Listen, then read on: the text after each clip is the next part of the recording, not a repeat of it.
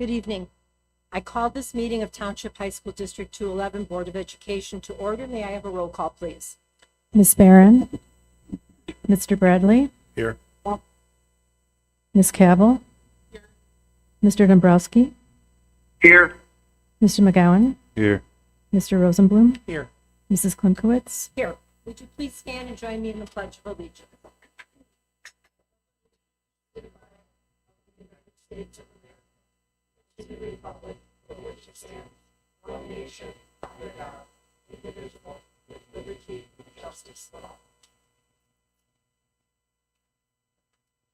Thank you.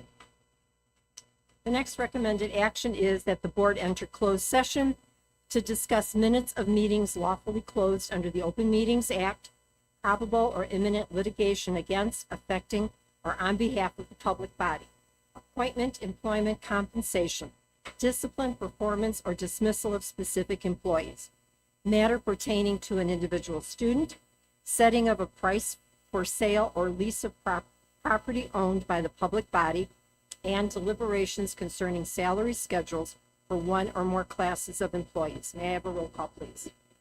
Excuse me, may I have a motion, please? So moved. Second. Any discussion? Roll call, please. Mr. Bradley? Aye. Ms. Cabell? Aye. Mr. Dombrowski? Aye. Mr. McGowan? Aye. Mr. Rosenblum? Aye. Mrs. Klimkowitz? Aye.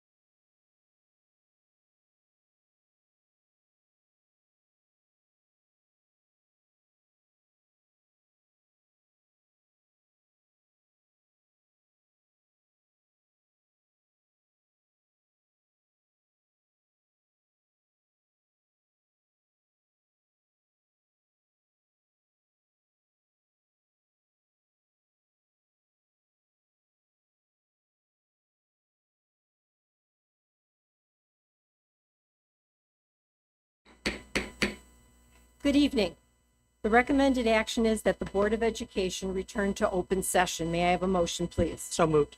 Second. Any discussion? Roll call? Ms. Barron, Aye. Mr. Bradley, Aye. Ms. Cavill, Aye. Mr. Dombrowski, Aye. Mr. McGowan, Aye. Mr. Rosenblum, Aye. Mrs. Klimkowitz. Aye. Okay. And would everyone please stand and join me in the Pledge of Allegiance?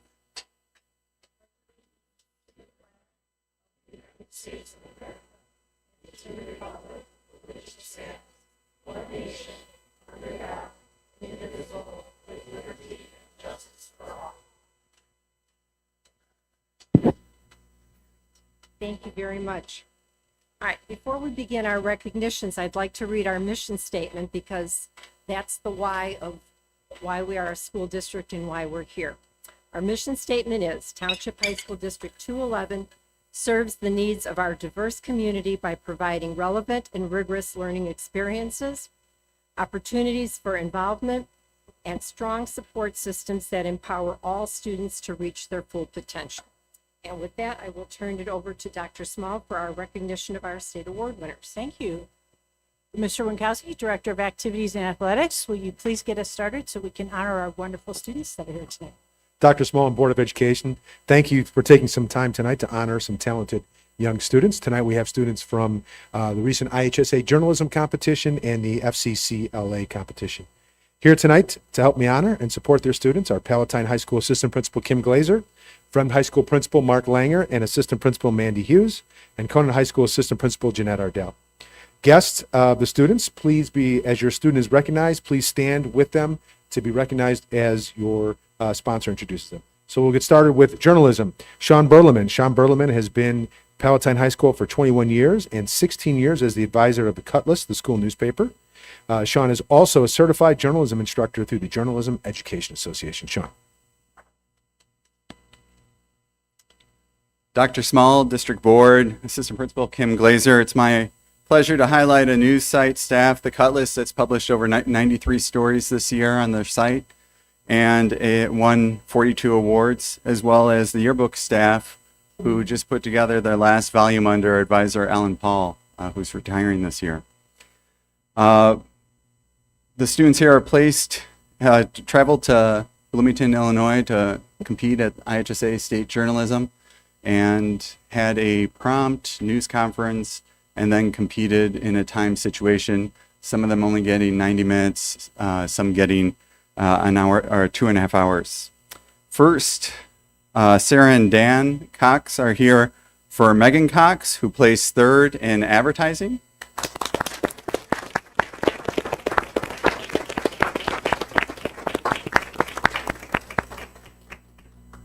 Mary is here for Kareem Malik, who placed twice, 5th place in news writing and 5th place in headline writing.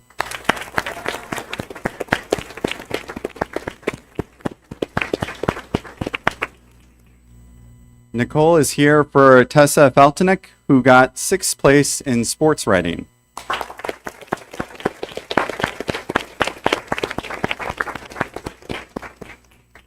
Her sister Kayla is here for Marissa Parcham, and parents Hung Wei Du and Quan Jing Wang are here for Grace Wang. They earned 4th place in yearbook theme development.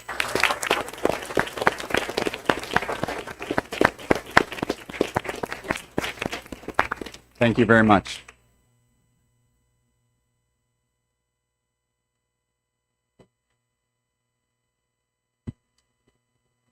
All right, now to Conant High School. David Guazdala has taught English at Conant High School for 19 years. This is his 17th year as the advisor of the school newspaper, the Conant Crier, which has been recognized multiple times for its website excellence. David.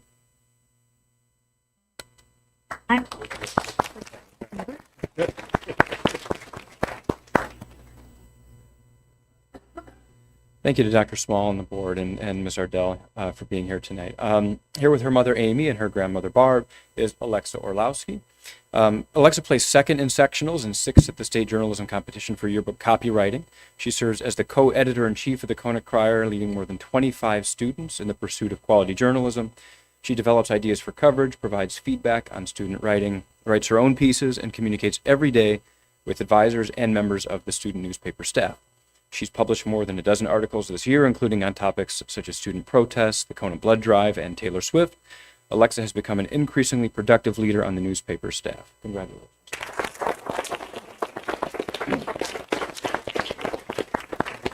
And here with her parents, Zainab and Isan, is Zara Ozcan.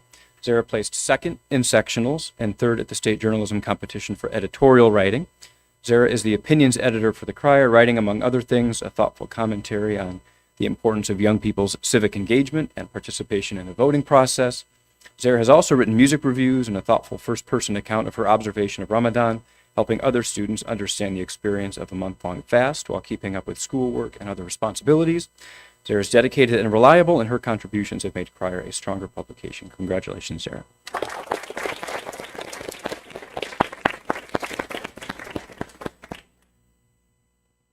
All right, now on FCCLA. We're completing Kevin Holman's second year as a member of the Fremd High School Family Consumer Science Department, and we are also completing Kevin's second year as the FCCLA sponsor. Kevin.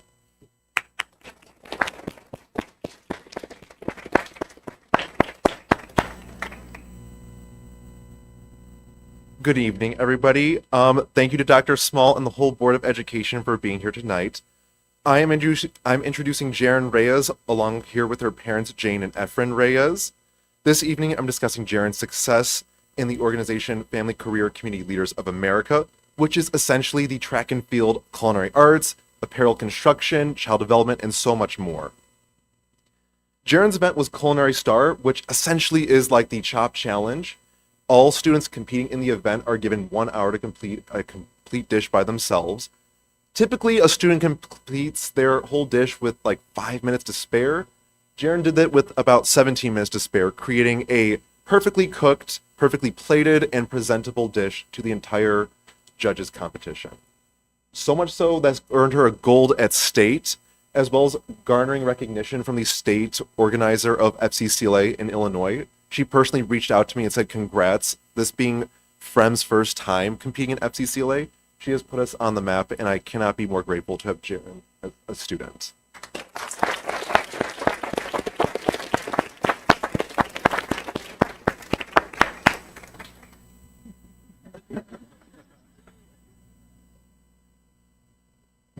All right, and our final state award winner is Conan High School FCCLA, Jackie Brown. Jackie Brown is a member of the Conan High School Family and Consumer Science Department. She has been since 2007 teaching culinary arts, and she is also the Cougar Perk sponsor, so the making those delicious treats in the morning. Jackie also serves as the National Honor Society advisor, along with being FCCLA, and she is the district committee chair for culinary arts too.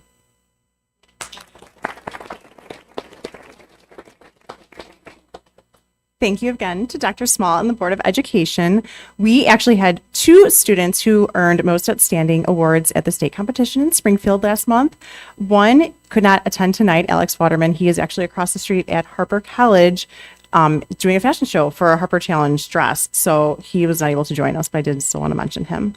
But tonight we do have Duncan Whiteside. She is here with her mom, Marcia.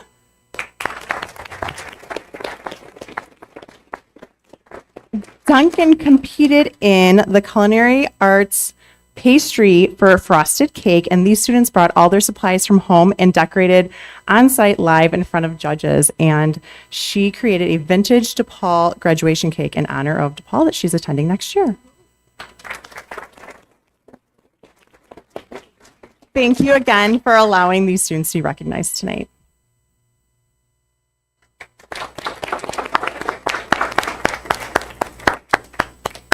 Golden Apple Scholar was not available to join us tonight, so it is my pleasure to move to the Infinitec 2024 Outstanding Student Technology Award. Will Michael Gannon please come forward to the podium? Michael is a special education teacher at Schaumburg High School, where he works closely with students as both a vision teacher and an orientation and mobility specialist for our students who are visually impaired. He is here to introduce one of our incredible students, who has won the Outstanding Student Technology Award that recognizes her excellence in the use of assistive technologies. Michael. Thank you, Dr. Small and the board and Mr. Harlan for having us here tonight. I am here to speak on one of the students that you epitomize, the student that you want in your classroom. Gonna try to do it without getting emotional about it, so she already knows that. I spend every day one-on-one with Abby. She uses something called a Braille Note Touch, which is a Braille-specific technology for students who are visually impaired. Abby was able to come into high school under COVID, was able to successfully get through freshman year in Zoom using your iPad, your Braille Note Touch. We've learned JAWS, which is a screen reading software on the laptop. She just is incredible. This technology she uses to input and output Braille so that she's able to complete assignments for all of her classes.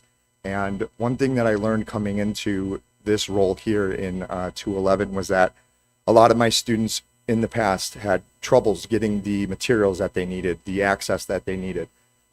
This device and this assistive technology gave her that access, and that is something that she took and ran with. Has been an academic scholar. You are on NHS. You are amazing, and couldn't be more proud to be standing up here. And I think I got through this without crying. So, Abby, congratulations, Abby. Abby. If you could come up to the podium, please.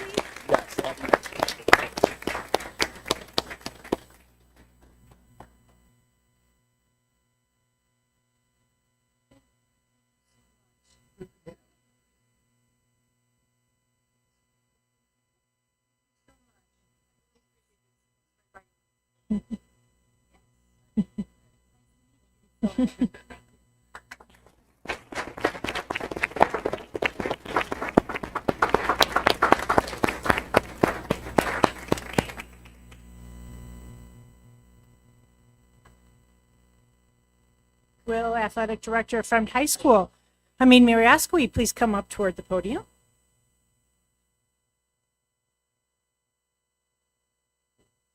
Hamid is the winner of the Illinois Athletic Directors Association New Athletic Director of the Year Award, recognizing him for his excellence and innovative approach as an athletic administrator. Hamid started in District 211 as a social studies teacher at Schaumburg High School, where he also coached soccer.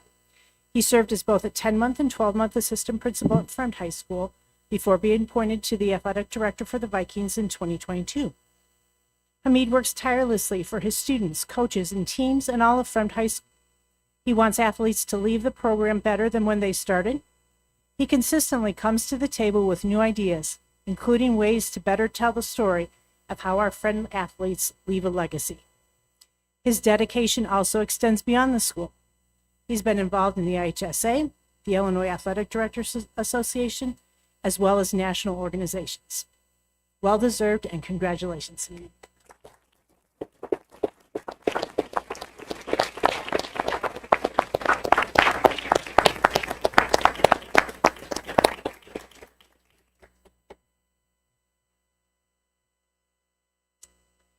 Next, we're going to honor our Those Who Excel recipients. So when I call your name, if you could come up to the podium, and then after we're done speaking about you and giving you a round of applause, you can come on up, and we're going to give you a wonderful crystal apple. Each year, the Illinois State Board of Education sponsors the Those Who Excel Awards to honor individuals who have made a significant contribution in our public schools throughout the state. Tonight, I am proud to introduce to you several District 211 individuals and one employee team that have been honored as part of this awards program. This distinction recognizes them for their professional contributions, leadership, and dedication to our students. Each Those Who Excel Award recipient will receive a crystal apple tonight and will again be honored by the state at a banquet in Bloomington this weekend. First up, Donna Adcock, in the area of educational support personnel.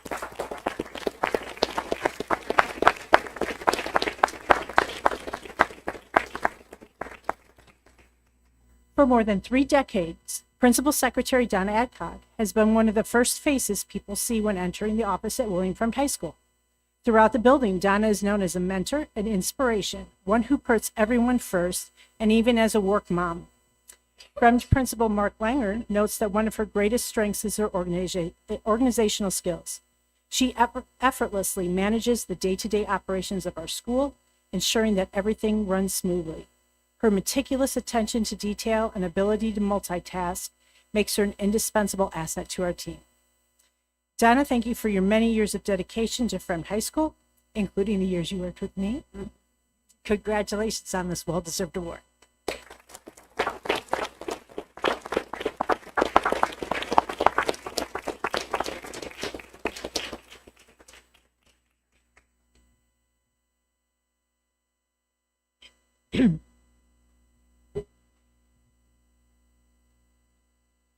Dr. Nada Zinga, Student Support Personnel.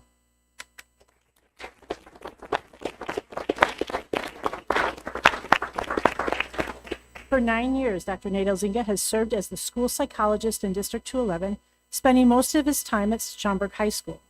In his role, he provides individual and group therapeutic support to students with a range of backgrounds and needs. He knows how to put his intellect into a kid-understandable language on the spot, so students are willing and excited to learn more, one colleague said about Nate. Nate's colleagues also say that he comes to work every day with positivity in mind. Congratulations on this award, Nate. Thank you for all you do for the social emotional needs of our students in District 211.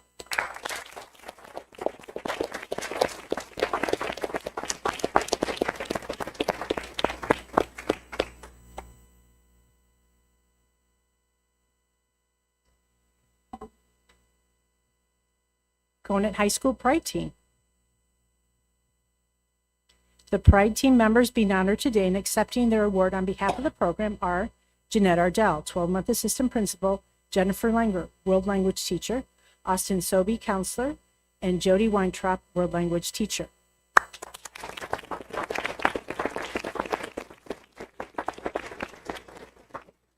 The Preparing Resourceful Individuals Determined to Excel, or PRIDE program at Conant High School is described as a program centered around building relationships across a diverse school and faculty population. Its purpose is to provide all freshmen with a positive transition from middle school to high school while becoming an integral part of the Conant community. One student who participated in the program said she joined because she knew what it was like to be a freshman in need of information. She said, "I longed for something or someone who could provide me an answer to my endless questions. That's why Pride exists, to resolve anxiety and provide a safe space for students to learn, ask questions, and form relationships." To you and the rest of your team members, thank you for helping the thousands of Cougars who come each year and transition well into high school because of the program you create.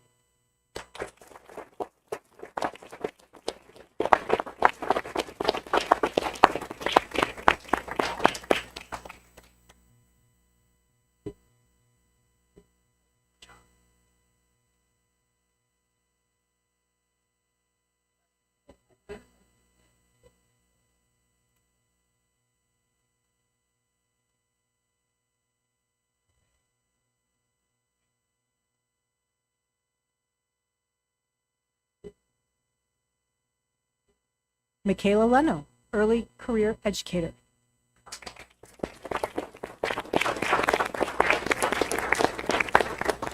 Hoffman Estates art teacher Michaela Leno has been with the district since 2020.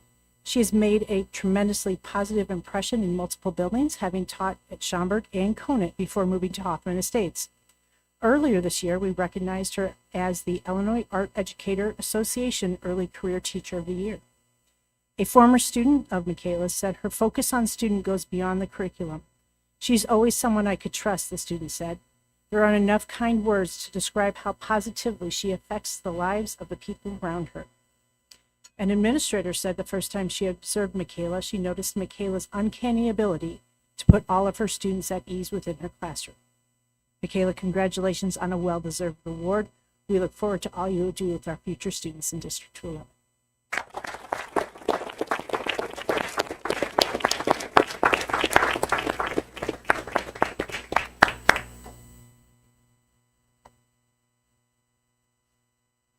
Adrian Stewart, Teacher of the Year nominee.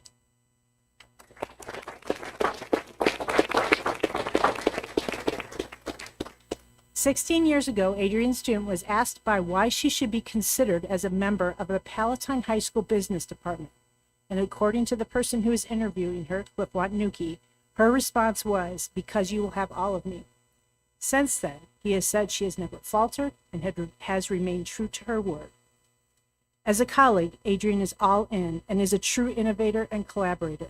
She is a top contributor in professional learning communities and curriculum development.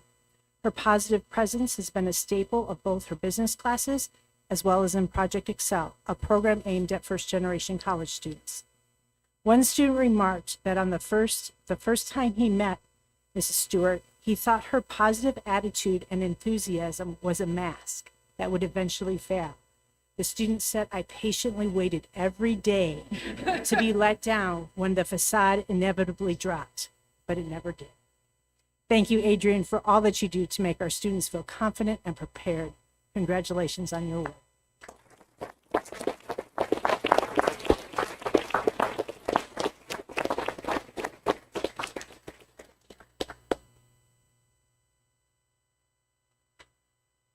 Congratulations to all of our Illinois State Board of Education, those who excel award winners, and if we get one more round of applause for all of them.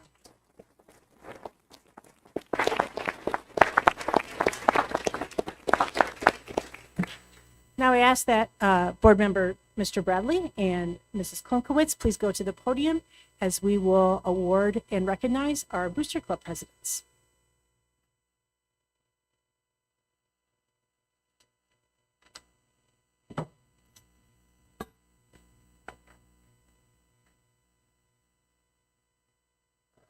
See here. Another round of applause for all the kids here at our school district that have won awards tonight. We have an amazing school district and it just shows through our kids here. So thank you all.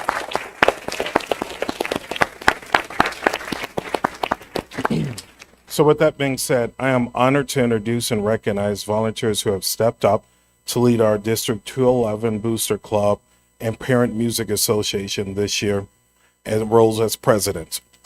For some, it was a new experience. For others, it was something they've done many years and will continue to do more, and we greatly appreciate that. For all, it was a timeless effort and support our students, staff, programs, and schools. There was a true partnership within this work. These individuals brainstormed together to make our programs the best they can be. This fall, I had the opportunity to come to a kickoff meeting where many of the people we were about to meet were there. They were openly discussing strategies and increasing volunteerism and creating even more success. To those being recognized, you give the time when time was tight. I am sure that at times it can seem like a thankless job, kind of like what we're doing here. Please know we greatly appreciate you and all you have done. So as you hear your name, please step forward and be recognized. The first one we're going to recognize is Rachel Stevens and Mindy May, and I believe Mindy is not here today. Mindy, okay. Hello.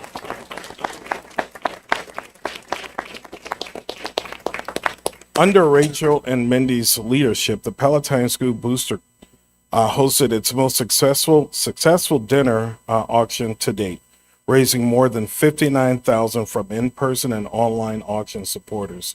Additionally, the dine and shares were well promoted and attended, and the craft fairs continue to receive rave reviews from vendors and attendees. The group also helped bring in a selection of new spirit wear to the student store and hosted a successful post-prom. In totality, the Booster award scholarships to 15 deserving seniors and provided school grants for a wide range of departments and clubs at Palatine. Rachel and Mindy were quick to point out and would not have been possible without the support from families in the entire community. Thank you.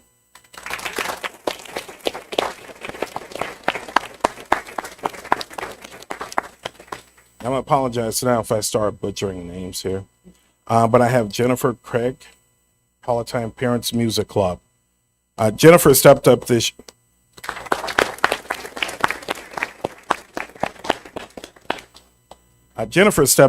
year to serve as president of the Palatine Parents Music Club. The newly formed music parent organization at Palatine High School. The group saw tremendous accomplishments running a popcorn sale that raised nearly $2,000. It's a lot of popcorn. And leading, right. And leading 3 student fundraisers, helping to raise more than $12,000 over the course of the year through extra support from sponsors, donors, and concert bake sales. The group provided chaperones for trips and events, held receptions after final concerts, hosted a band solo and ensemble festival, and supported District 211 students for a 2-day as they host for the District 211 Honor Band concert. Jennifer is most proud of the fact that the group was able to provide 4 scholarships to graduating seniors, 1 for each of the 4 ensembles in the music department. So again, congratulations and thank you.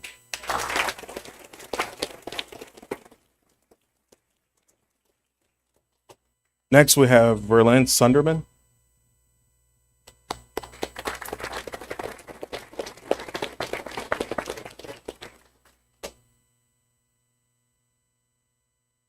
Did I pronounce it first? All right. Verlin reports to the group had another successful year of student support at Friend High School that included putting a broadened emphasis on supporting all Friend students and families. The group held in-person fundraisers that brought a combined of $60,000. Now, when we sat at this initial meeting, he actually talked about how this is one of their most successful events every year, and true to form, $60,000. Great job. The Green and Gold Gala, held in mid-March, attracted approximately 250 attendees. The booster awarded 11 scholarships, hosted staff appreciation events, and provided approximately $75,000 in grants to schools and teams. So congratulations and thank you once again.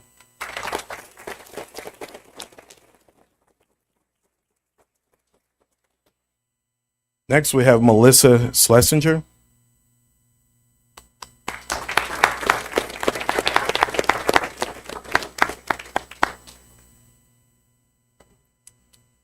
Melissa reports to the Friend Music Association had both a fun and productive year.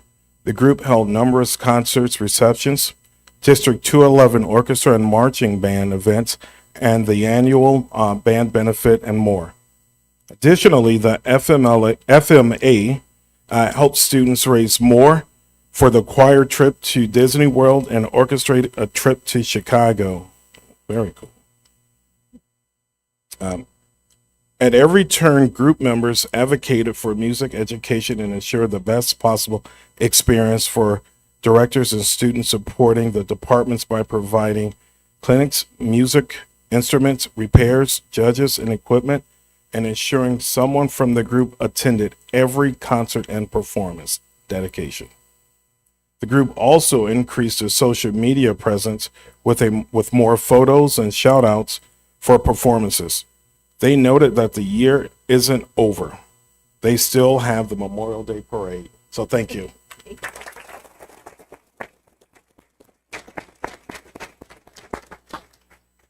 Did Tracy Garcia make it? No. All right, we'll say a few things for Tracy and the Conant Cougars. Under Tracy's leadership, the club this year ran multiple fundraisers and provided support to students and staff throughout Conant High School community.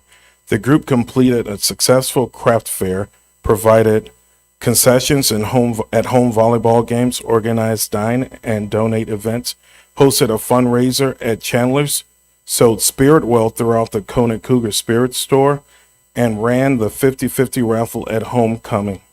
Money raised by the Conant Booster Club provided scholarships for seniors, many grants, and enhanced activities, clubs, and athletics, while decals,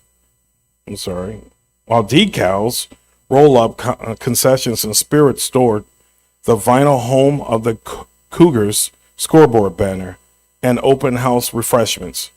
The group also supported the freshmen's kickoff, welcoming new Cougars to Conant and attendance raffles for all students that finish a strong year. Tracy thanked all the volunteers who helped at events, saying that they were the reasons for the success. So once again, thank you.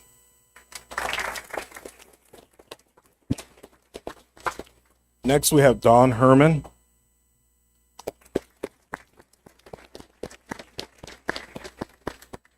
Another Cougar. Dawn reports to the group saw a successful year with key accomplishments, including the reestablishment of student spring break trips and updated bylaws and process that included new forms of technology to help the club functions even more effectively. The group fundraised more than $6,000 to support students on spring break trips and also provided trip chaperones. Additional fundraising helped offset the students' expenses, and the group this year established a specific fund to help students with music lessons, especially those who had decided to change instruments. Additionally, additional support was provided to musicians and band instructors during football game halftime shows, prep bands, performances, and concerts. Thank you once again.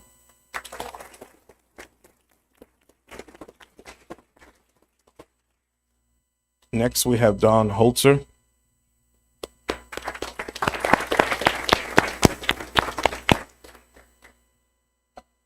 Don happily reported on successful events on a positive year at Schaumburg VIP Booster Club. Among the highlights, an increase in number of students who chose to attend the already popular post-prom event. And I remember those conversations early on. We were trying to decide what was next for them. And I'm glad to hear that it was perfect. The group top fundraiser was the craft show fair held at the end of September. The club hosted more than 100 crafters and vendors and raised approximately $10,000 with that single event.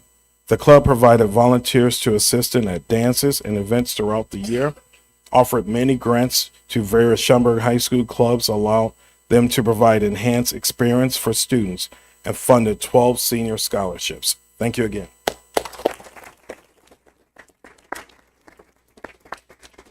Next, we have Vicky Shadle.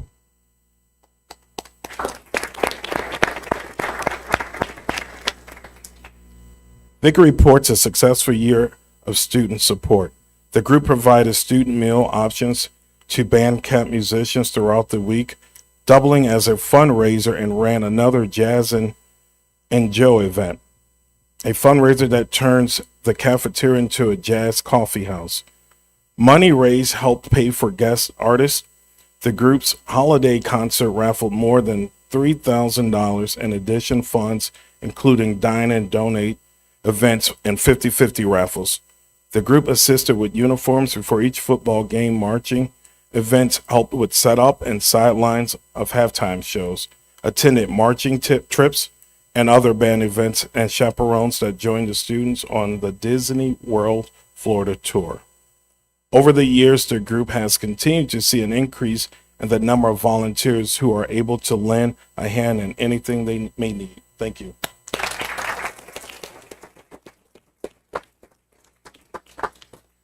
Next, we have Pam Conway.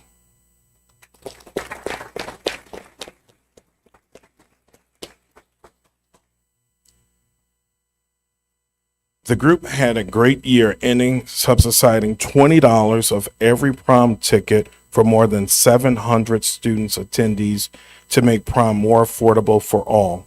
The group also supported monthly student activities in honor of the school's 50th anniversary, including a school-wide birthday party for Hercules, purchasing a distribution 2,000 cupcakes and 2 sheet cakes in honor of the mascot.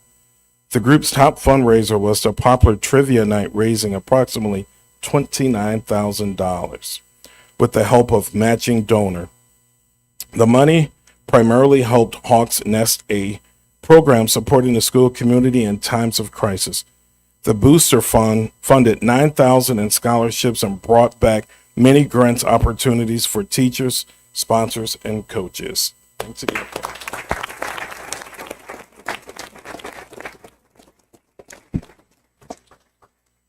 And is Julie Worsham here? All right, so we'll say a few things for Julie as well. Julie reports that the HMPA successfully raised $7,000 this school year throughout the variety of fundraisers, including cheesecake and popcorn sales, bake sales, and dine and donate events. Additionally, the group acquired volunteers to chair fundraising committees and assist students at musical events for uniform fitting and providing refreshments. The group managed and sold spiritware and advocated for student participation in the art and sharing benefits students can experience at Hoffman High School. Specific students supported included providing dinner for those who not go home between the school and the music events, assisting with sending students to summer music programs, providing additional instructions for students through the lessons and programs, hiring a percussion expert, and supplementing instructions, purchasing updated outfits for vocal jazz, and hiring professional musicians to support music students in concert. What a task. So thank you all once again. You've all done an amazing job, and it just goes to show how proud I am to be part of this district. Thank you all.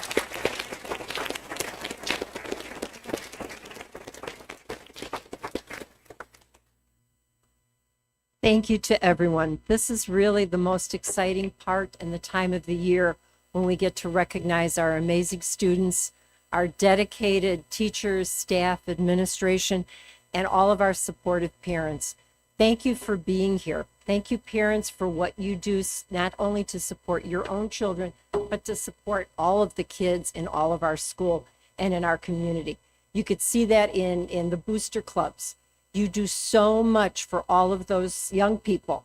And what we've seen here this evening, our young people are amazing. They're doing so many wonderful things. And it just makes you feel good that you know there's so much positive that's happening, and the changes and the wonderful things our young people can do going forward. So I thank everyone for being here this evening. And we've got our young people here supporting their mom and brought her beautiful flowers. And that's what it's all about. It's the support. And that's what everyone needs. And I know at each of our schools, we work very, very hard to make sure that all of our students have someone that they can turn to. So we thank you. We thank you for supporting this school.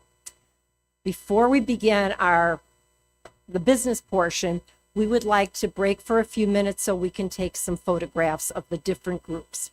So we're going to do it in this area, and I will let Mr. Wankowski direct the crowd.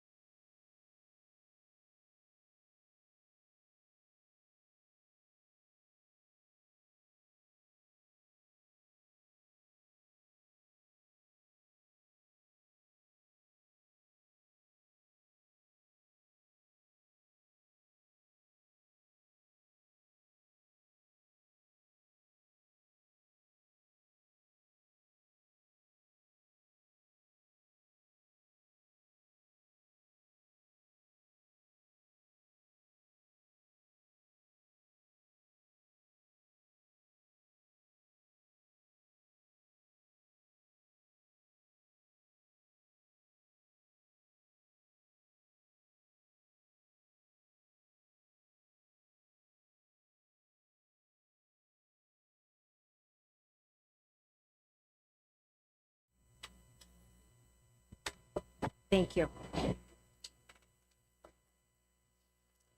The next item on our agenda is the public comments. And the board welcomes you and is pleased to listen to your comments this evening. It's important that you know this is a public board meeting and not a dialogue, so the board members will not be responding to your comments or answering questions at this time. As a reminder, this board meeting is being taped and live streamed. We ask that you value the procedures and decorum of our meeting and be respectful of those at the podium so they may be heard. When I call your name, please come forward to the podium and state your name for the record. Though not required, you may state if you are a resident of the district. Please limit your comments to 5 minutes. You will receive a notification when you have 1 minute remaining. Any individual's unused time or place in the order may not be deferred to another individual. If you wish a response from the superintendent, please leave your name and phone number with Mr. Teneper at the end of the board table here. So there will be 5 minutes allotted per speaker. And our first speaker is Drew Hayes. If you could please come to the podium.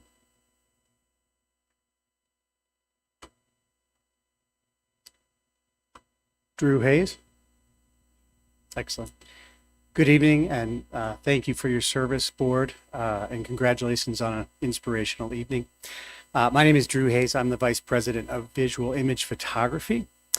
I'm here tonight to personally assure you, the board, as well as the families that you represent, that we at VIP have the ability and systems in place to provide district-wide photography services that we recently proposed while ensuring and protecting student privacy. I give this assurance to help alleviate concerns that were brought forth at the April board meeting. We also submitted a written statement summarizing the best practices that we have in place at VIP to ensure this, including, for example, our training and image review processes, security features, and our compliance with laws and regulations. I want to thank you for the opportunity to submit that statement to you and for your time spent reviewing its contents. We at VIP are in our 75th year of business. We are a third generation family-owned business. My brother Miles, who is the representative for this neighborhood, is with me tonight. We are a certified woman-owned business and a local photography provider. Our partnership here at District 211 schools began in 1983. We provided photography to your schools and in your community for over 40 years. We currently partner with over 40 local school districts. This includes over 100 high schools, over 250 middle schools and elementary schools, who trust us to photograph over 250,000 of their students every year. I share this information with you tonight to help confirm our credibility as a long-standing, reliable photography provider in this community and in your schools. Since 1950, we have provided valuable services to our communities. We capture and create memories, and we build confidence through photography. Confidence in board members and in staff decision-making, confidence in schools and in school programs, and most importantly, we build confidence in hundreds of thousands of students themselves to help them reach their full potential. We are confident in our services, in our systems in place, and in our team who love what they do and know the critical nature of privacy and security. I assure you that you and your families can share our confidence. I want to thank you for your time and for considering this as you review the selection committee's recommendation this evening. Thank you very much. Thank you. Our next speaker is Sharad Jain.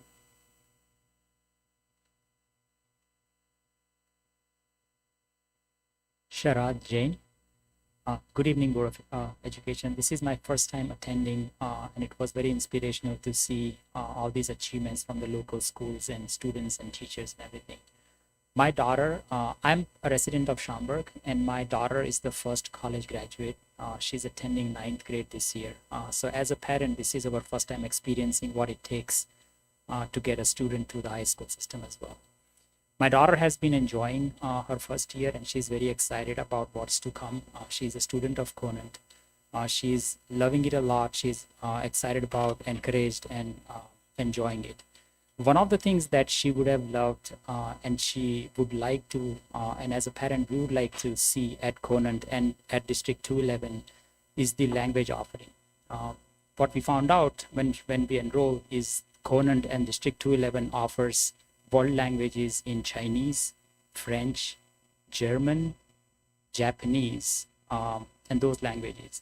But one of the languages that's not offered is Indian language. There are several of them, we can talk about it, but I think the most common national language would be Hindi. And I was interested in exploring or working with the Board of Education in figuring out possibility of offering that as a language. I've been raising two of my daughters since the childhood. Obviously, my older one is in 15th year in 9th grade. And having engaged with a lot of other families from India, what I've noticed is that not having this sort of support at the school level basically means that the ability to carry on that language at a national level is decimated, because it's a lot of work for students to be encouraged. I don't want to get into detail about what I did for my daughter. She's been performing very well. She's learned 2 Indian languages on the side. But what I would like to see is that those languages being offered here, so the culture, the language, and everything is carried forward to the next generation and doesn't get decimated. So just like we offer other languages, we should consider offering that too. Our school district would be the first one in the state to do that. I know some districts in California and other states offer that, but in Illinois, as far as I know, none of the schools offer that at the school level. So I would like to encourage and see if we can explore that possibility. Well, thank you. If you can leave your contact information with Mr. Teneper, and then that way we can get back to you or gather some more information. All right. Thank you very much. With that, we will then move on to our presentations. Dr. Small?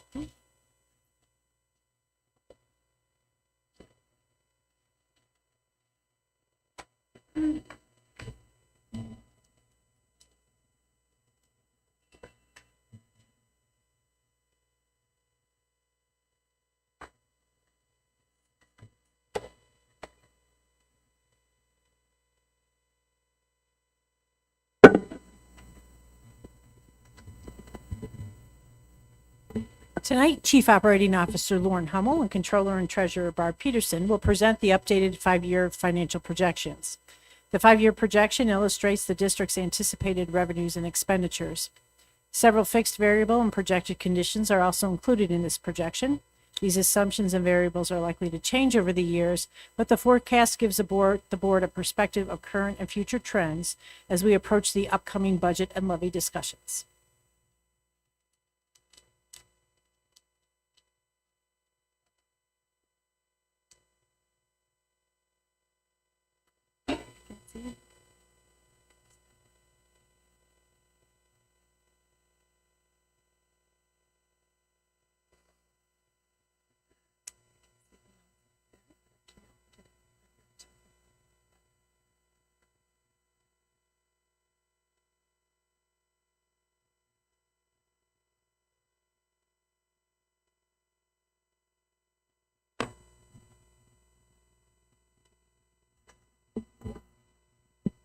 All right, thank you. Good evening. As we close in on the 4th quarter of the fiscal year, we have prepared a budget projection through the end of June. The current fiscal year projection will be the first step in updating the district's 5-year financial projection. The district's financial projection serves as an important tool to help provide a long-range look at both financial trends and fund balance to ensure that the district maintains sufficient financial resources to support our annual needs while also preserving a level of reserves for unforeseen financial situations. For tonight's presentation, Barb and I will begin by providing the board with an update on the anticipated ending position for the fiscal year 24 budget, and will then transition to the 5-year projection, where we will begin to share a number of economic and operational assumptions, followed by a review of our anticipated ending fund balance position by the end of fiscal '29. So let's first begin by reviewing information pertaining to the current budget. As we look forward over the next few month here, we have anticipated where we plan to end the fiscal year. We do expect that we will end with a positive position compared to budget for all funds combined. While our expenditures are expected to end right on budget, our revenue is expected to be favorable by about $4 million. The positive budget variance for revenue is primarily due to two categories of income, including local property taxes and interest income. Property tax collections attributed to the 2022 levy are right on target. However, the category that's putting us over budget is that of our property tax refunds, which are several $1 million less than budgeted due to the timing of refund issuance by Cook County. It is unknown to what degree these refunds will begin to be issued and if we will maintain this level of variable variance through June 30th. In the category of investment earnings, we continue to hold strong at close to 5% returns, resulting in a positive impact on our budget. It's estimated that we will end the year with an additional $2 million in interest earnings.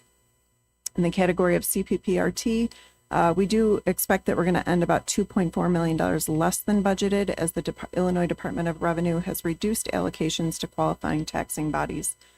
And we predict that that trend with CPPRT is going to remain at a lower amount into future years, which we'll talk about a little bit more later on. Other areas of revenue are estimated to end close to budget plan. So when we look at the budget for expenditures, we expect to end very close to budget for all funds by year end. Salaries and benefits are trending unfavorably compared to budget. As enrollment growth occurred after the start of the school year, staffing needs increased for positions that were not budgeted. Further, we were able to fill vacant positions that had been open in prior years. Benefit trends are higher than were projected by the district's health insurance consultants, largely due to high dollar claimants and prescription drug claims.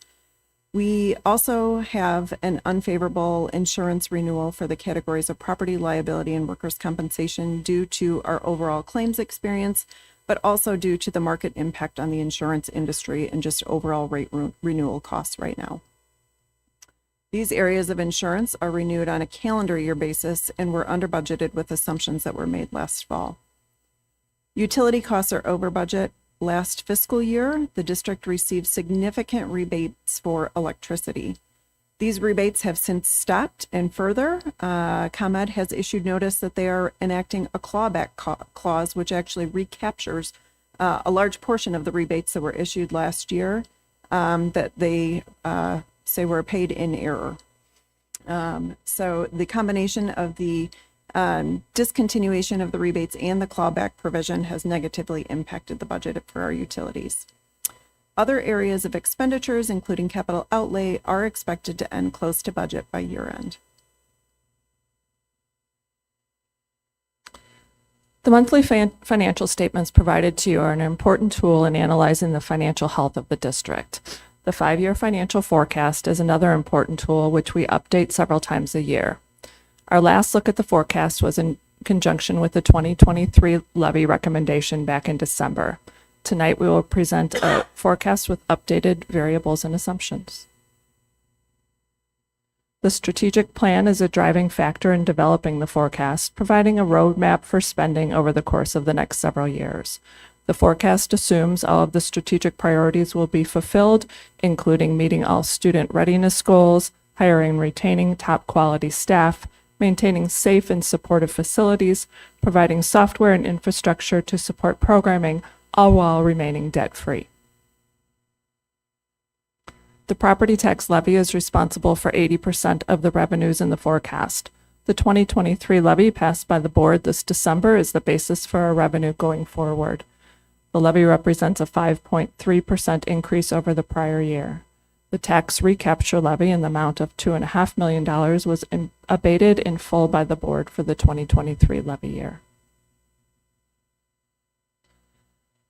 Property tax refunds continue to be a significant loss of revenue annually for the district, averaging $6.6 million a year.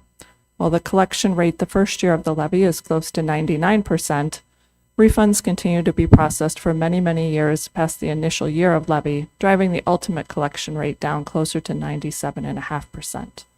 The county's response to this loss in revenue due to refunds was to pass the recapture levy, automatically re-levying certain types of property tax refunds across all taxpayers.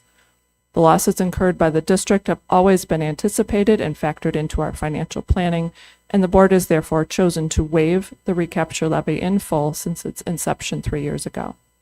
As Lauren mentioned, Cook County has not processed refunds since December of 2023, and we are anticipating that at some point a backlog of refunds will be processed to catch up.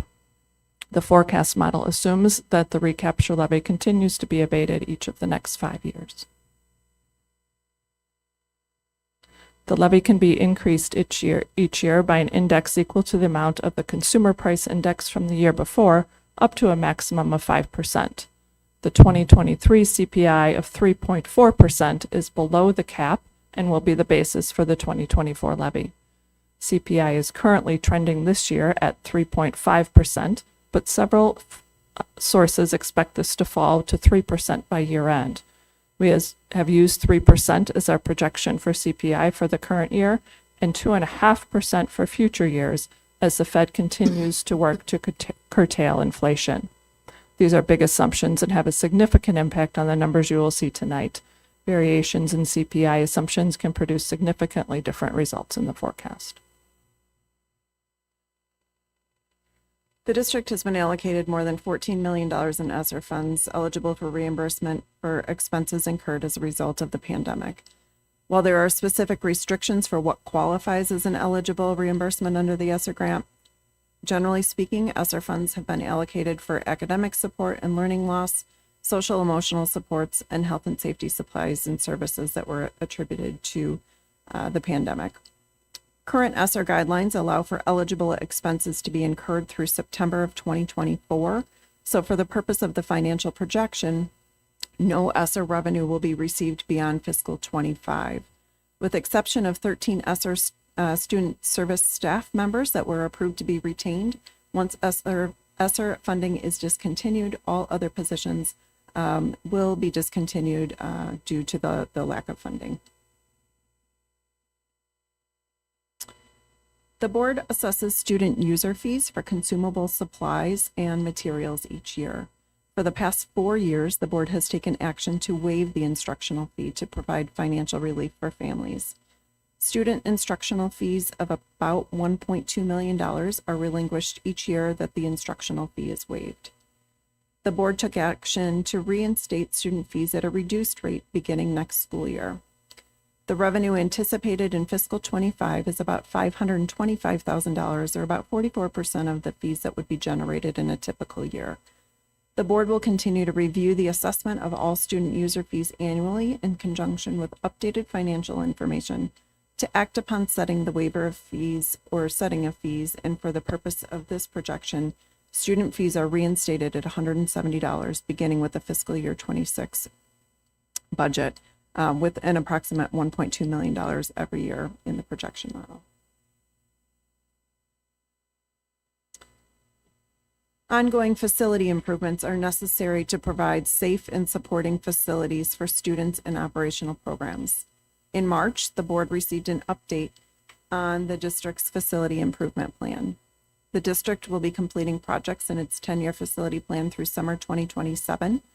We'll complete the life safety projects this summer. The next life safety study must be completed by the 28-29 school year in accordance with ISBE guidelines. The board approved use of the land sale proceeds for the replacement of public address systems, auditorium upgrades, and the addition of cooling to the remaining applied technology classrooms. The public address systems and applied technology cooling will be completed after this summer, while auditorium improvements will be completed over the next several years with expenses estimated through fiscal year 28.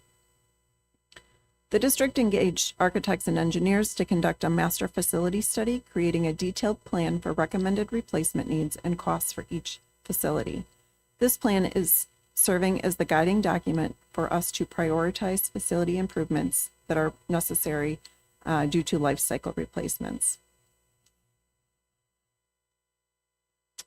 Capital outlay costs for the areas of major capital, life safety capital, and routine maintenance projects that were summarized on the previous slide are included in the 5-year financial projection as presented here. The summary on this slide provides estimated costs in all 3 categories of facility improvements.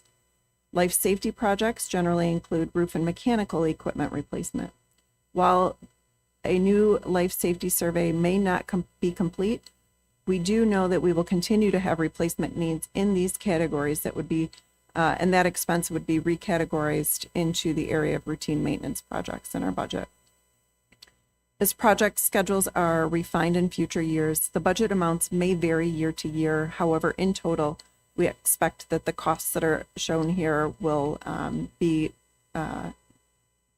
represented in total and will align with the projection. The board has prioritized safety and security improvements in its strategic plan and has allocated funds in the annual budget to support these initiatives over the past few years. Specific focus has been made to improve safety and security measures throughout our schools, including the PA systems, camera system upgrades, and the addition of safety and security personnel in our schools for presence that expands beyond the school day. The financial projection includes costs for ongoing safety and security personnel and initiatives in each year of the projection. The majority of these costs will be allocated in the operations and maintenance fund. As TIF districts expire, the increased EAV is added to the tax rolls as new property growth. This new property can either be captured as new revenue or used to reduce the tax rate for all taxpayers. This decision must be made in the year that the TIF expires. There are 3 TIFs potentially retiring during the 5-year financial forecast. The model assumes that these TIF districts are captured as additional tax revenue, representing approximately $2 million in new revenue for the district. This is a summary of the assumptions Lorian and I have discussed tonight. Each assumption is individually significant and represents our best estimate at this point in time. We'd like to stress that these are administrative estimates, and these things are not board approved. These would all come forward to the board at the appropriate time. One more assumption worth noting is the amount of income received from corporate personal property taxes and interest income. Both of these areas have been sources of additional unanticipated income for us the last 2 years. Back in 2021, these 2 areas combined represented income of just over $5 million. In the current year, these 2 sources represent almost $14 million, or triple the amount. We know that this amount is likely unsustainable. We make the assumption for the projection that CPPRT will settle in about $6 million a year in revenue, slightly less than we received this year, but more than the $3 million we were receiving just a few years ago. And as Lauren mentioned, we're still benefiting from the high income or high interest rates of over 5%. We expect these to drop down to about 2.5% over time as inflation declines. The forecast paints a picture of declining reserves for the next 5 years, given the assumptions discussed, with reserves dipping below the board minimum 33% threshold by the end of 2029.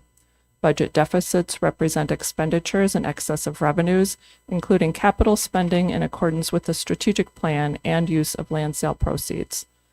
The 1 year of budget surplus in 2025 is due to a gap in the life safety projects while we complete the next life safety survey. By the end of 2028, the land sale proceeds will have been completely exhausted and will no longer be carried in our fund balance. Overall, given the variables assumed, the forecast indicates that we will need to make changes in order to stay in compliance with our fund balance policy. We have many categories of expenses that are growing faster than the rate of inflation, such as healthcare cost, property and liability insurance, and utilities. The majority of our salaries are currently under contract. We recommend exploring both ways to reduce costs as well as new sources of revenue in the coming years. The balance in our financial reserves are critical to our financial health. Board policy requires that we maintain cash balances of 33% of next year's estimated expenditures, or about 4 months' worth of cash on hand.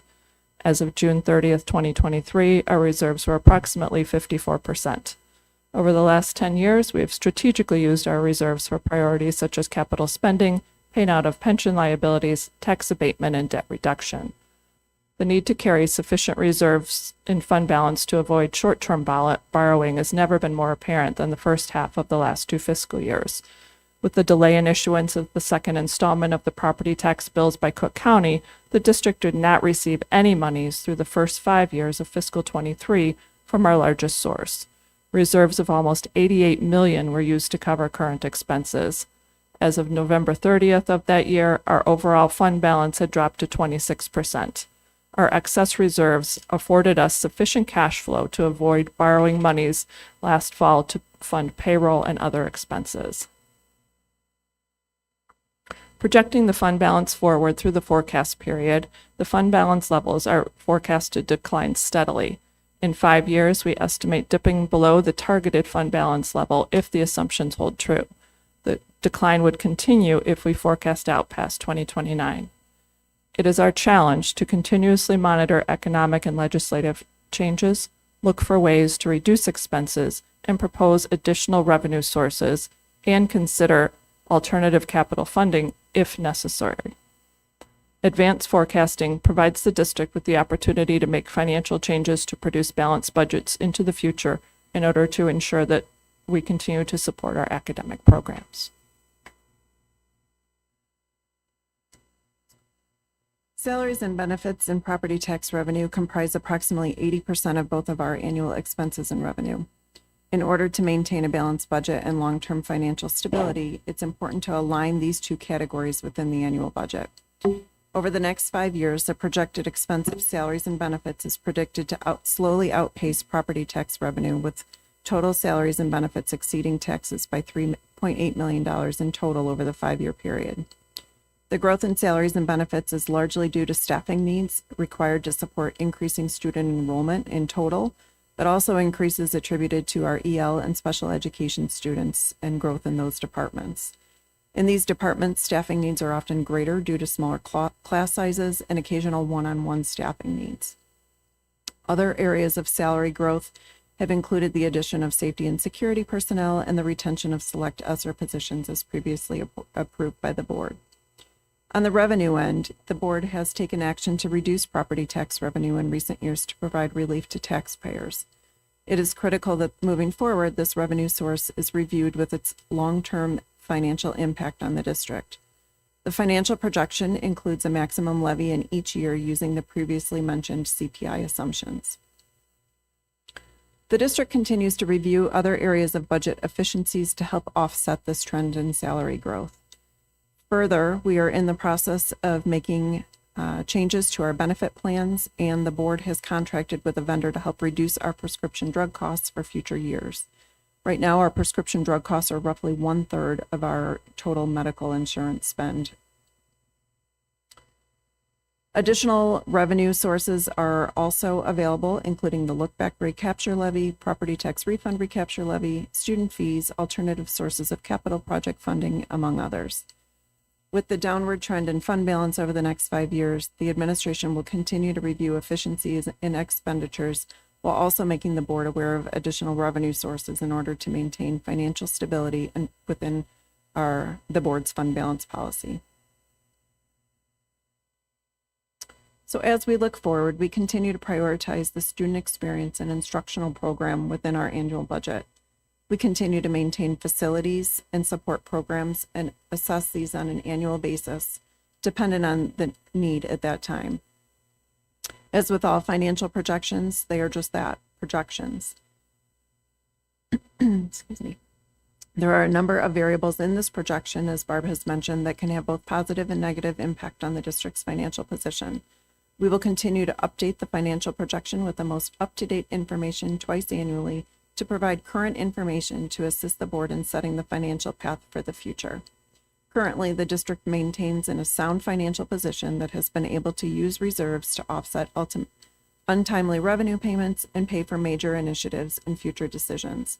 It's critical that future decisions be made with both the short and long-term financial impact in mind. With that, we'll answer any questions that you may have this evening. I'd like to thank you for a very informative presentation. Mr. Dombrowski, I'd like to start with you if you have any questions. The only question I have, the life safety budget in the presentation is $4 million annually. And what's the basis of that, considering how much capital improvements we've invested throughout the campuses and facilities? I would anticipate that our life safety requirements for the state would be minimal at this point. So on the life safety, the slide that you're referencing, the $4 million that's allocated in life safety could potentially move to routine maintenance, but that is what we are anticipating, is that based on the information that was gathered during our 10-year facility audit, is that we have a tremendous amount of roof and mechanical improvements that are at their life expectancy over the next several years. So we have continued to allocate funds within there for those particular projects that would, again, be at the end of their life expectancy and showing that they are in need of replacement. So just so that we understand as a board, life safety projects, we can issue bonds for routine maintenance that would not fall under the same category for issuing bonds as capital or life safety projects would. There are different financing sources for both categories.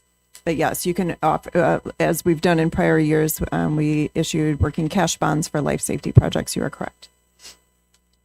And just to compare this number presented tonight to prior life safeties, the last life safety plan had a total cost of about $17 million, and then the life safety study prior to that was around $26 million. Is that correct? The second, the $26 million is correct. The most recent one was about $23 million. Oh, thank you. That's all I have. All right, thank you. Ms. Barron? Thank you for presenting tonight and for providing a lot of information. I really appreciate it. As far as the abatement, we abated that money. How much was that again? And that's money that we returned back, that we said we don't want, and we returned back to the taxpayers, correct? Yes. So the most recent abatement of the operating levy was $3.6 million, I believe. That was just not levied, so that does provide direct relief. We also have abated the recapture levy, which has varied in amount every year, but most recently was $2.5 million. I think the highest year was 4.3. So that has been now 3 years that we have done that, and then there have been other sources of tax relief that have been provided as well. Thank you. Thank you. Curtis? Thank you for an informative presentation. So no questions. Mr. Rosenblum? Thank you very much for the presentation. Following up on Mr. Dombrowski's questions, slide 14 specifically is the slide that references the $4 million per year. With over $20 million for the last couple of years for life safety projects, and then projection of 2024 for 900,000 and nothing for 2025. My first question is, why is there, my only question really is, why is there nothing showing for 2025 to perhaps spread those projects and costs out to include a budgeted item in 2025? I'm just curious on that. So in the O&M capital, you'll notice that that amount goes up, and that is a large projects that are included in the O&M capital area there do include roofs and mechanical work. So it's just recategorized, and in the comments that I shared on this slide as well, that $4 million could potentially shift into the O&M capital in future years. We are going based upon what we believe is a reasonable amount of work that we can do within a summer in those categories. roof and mechanical work can oftentimes be challenging to do with regard to accommodating the summer school programs that are in our buildings. And then the $5 million is there for other routine life cycle type replacements as well. Thank you very much. Thank you. Mr. McGowan? Thank you for the presentation. No questions. Ms. Cavill? Yes.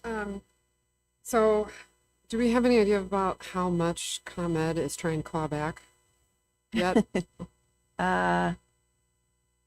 That's a great question. So I believe that we got about $650,000 in rebates, and I think that they are, based upon what I know at this point, I think that it's probably in the $170,000 to $200,000 range that they're clawing back. And there's definitely a clause in the contract that we have with them that allows them to do this. Yes, we have.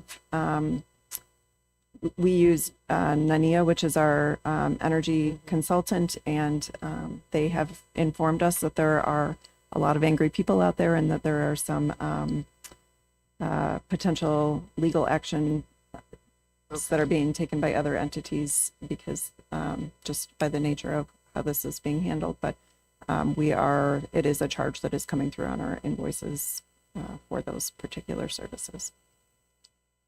Okay. Thank you for the presentation, as always. This is very informative, I think, for all of us, certainly, and for the community at large. When we're looking at the overall message, this, especially with my personal timing of having been on the board, the decision to make those compounding abatements. So when we talk about two different kind of abatements, right, we have to look back. Recapture levy, that's really a standalone abatement that we can decide on an annual basis to grant or not grant. Which of course didn't exist when I was first on the board in 2019. And then we have the idea of an abatement that we have to deal with essentially year after year. So when we first made those property tax reductions, it wasn't just as this members of this board at the time discussed at length, it wasn't just a decision to abate that money that year, the way that the law is structured. We made that commitment to abate that same amount every single year going forward. It has a compounding effect.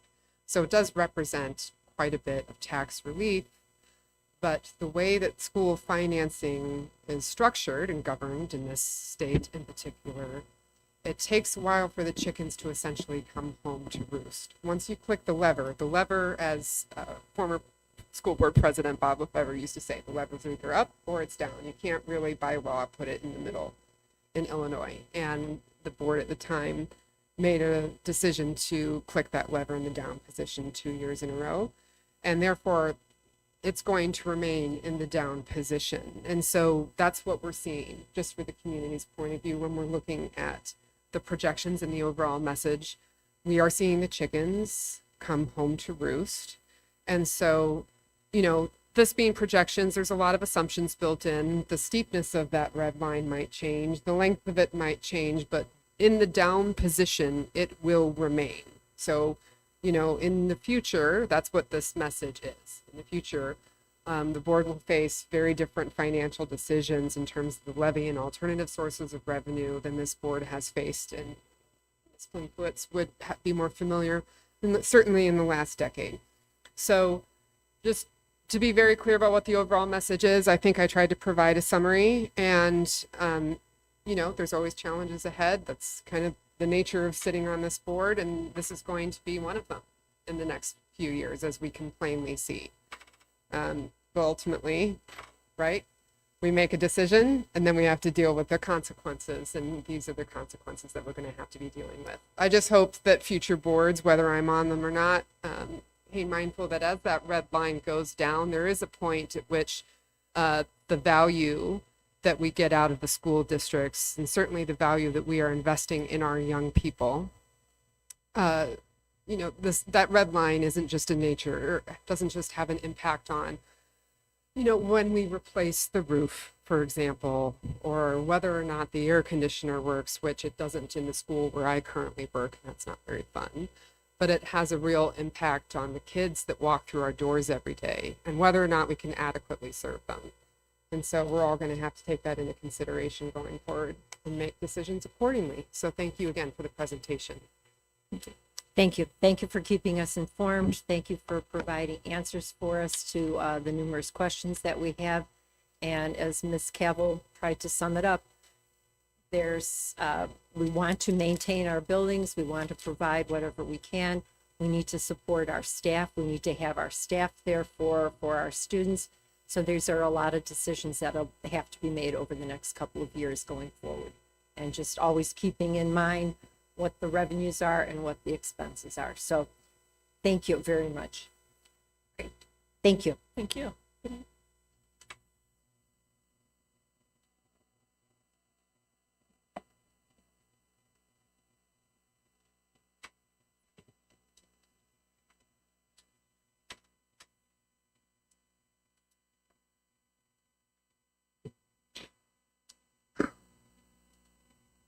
Madam President, Yes, I need ma'am. to take an extended break, but I will be calling in and I will be voting via phone.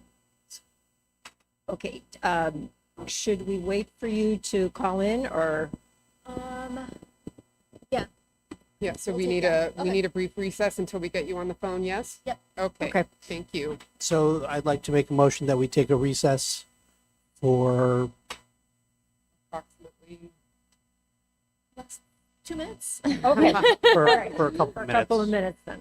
All right. If no one disagrees, then we will do that.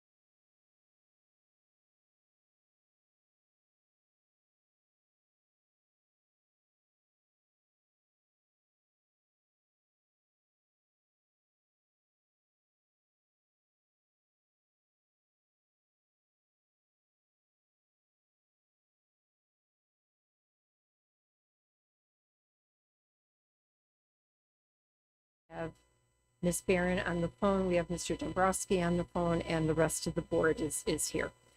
The next item on the agenda is the consent agenda items.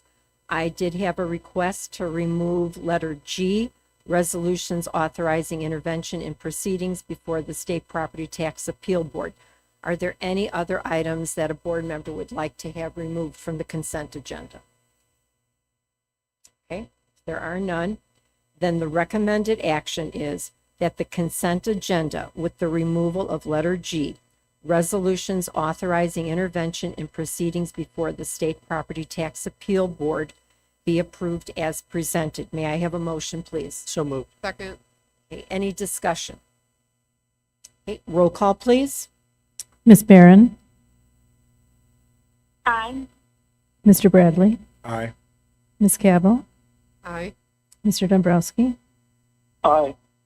Mr. McGowan, Aye. Mr. Rosenblum, Aye. Mrs. Klimkowitz. Aye. The motion carries. The next recommended action is that the Board of Education approve the resolutions authorizing interventions in proceedings before the State Property Tax Appeal Board, which seek assessed valuation reductions in excess of $100,000 for property tax years 2020, 2021, and 2023.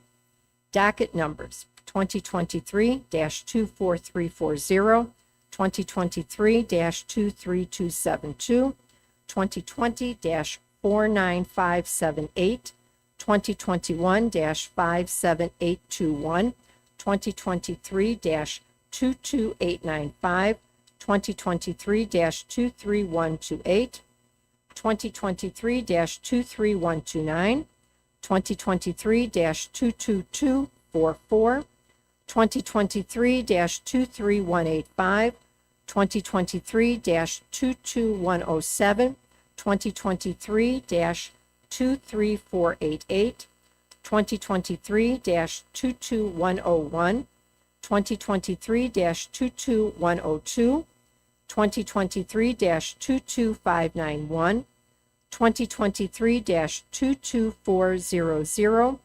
2023-21969, 2023-22581, 2023-23895, 2023-25015, 2023-22969, 2023-22429, 2023-22115, 2023-23269, 2023-23544, 2023-22427, 2023-22431, 2023-22428, 2023-22424, 2023-22424, 2023-22432, 2023-22816, 2023-23501, 2023-22876, and 2023-23112. Madam President, there was a small error in the second to last line here. You repeated docket number 2023-22424 rather than stating 2023-22423. 2223-22423. Yes. 2223-22432. 2223-22816. 2023-23501. 2023-22876, and 2023-23112. Perfect. We're good? Okay. And further authorize Franzik as the Board of Education's legal representative file request to intervene in appeal proceeding forms with the Property Tax Appeal Board on the properties for which the district receives notification of appeal. May I have a motion, please? Very well done. So moved. Second. All right, discussion? Can you please say it again? Never mind. All right. Roll call, please. Ms. Barron, Aye. Mr. Bradley, Aye. Ms. Cavill, Aye.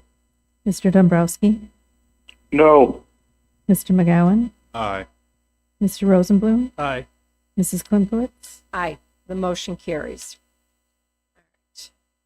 Then that takes us to our special reports. We have Freedom of Information Acts. There's some information items.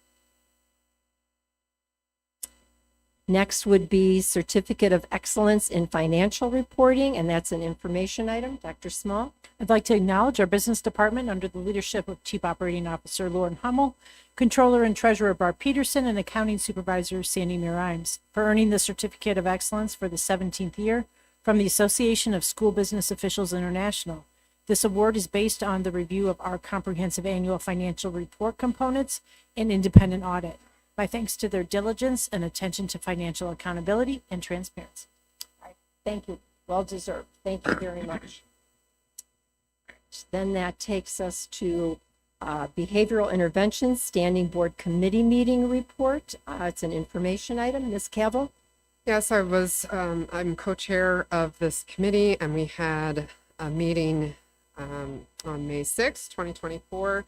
Special thanks to Director of Special Education, Renee Erickson, who led the discussion on 2 relevant policies regarding policies and procedures for the use of behavior interventions for students with disabilities who require behavior interventions. So it was really a review about 2 policies that impact disciplinary review processes and policies for students on 504s and students with IEPs, and of course their families.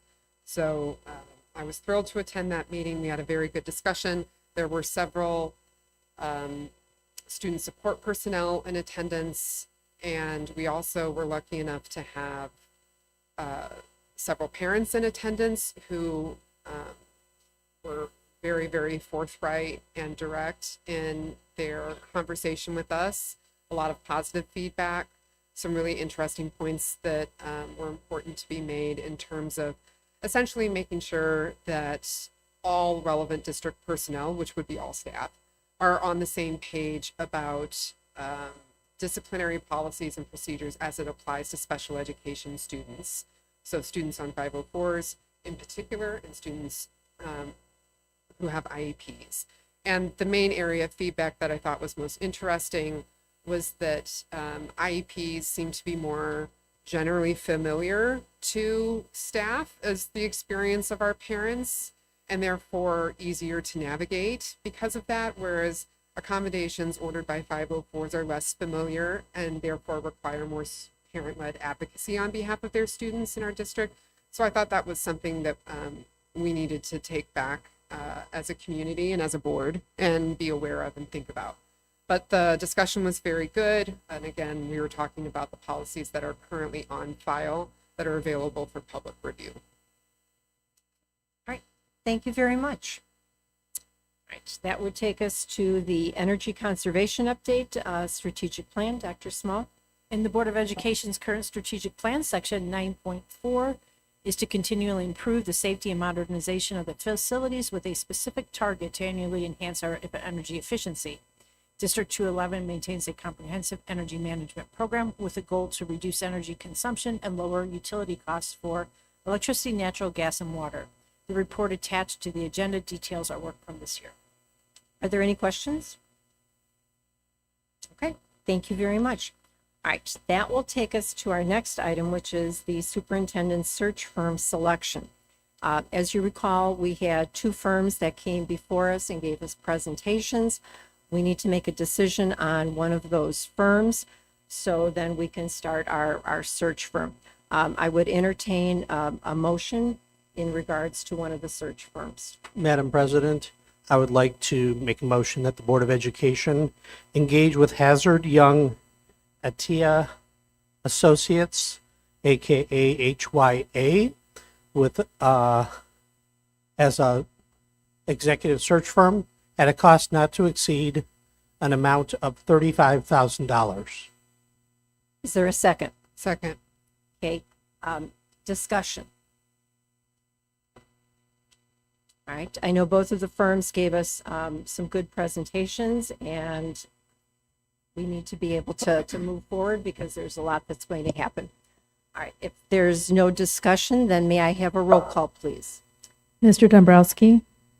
Yes, we're moving to enter into a contract not to exceed $35,000, and we're clear that there'll be no additional services that we're looking for. Well, if we end up deciding that we need some additional services, then we would have to vote on that. I believe from what they had given us, it was about 30,000.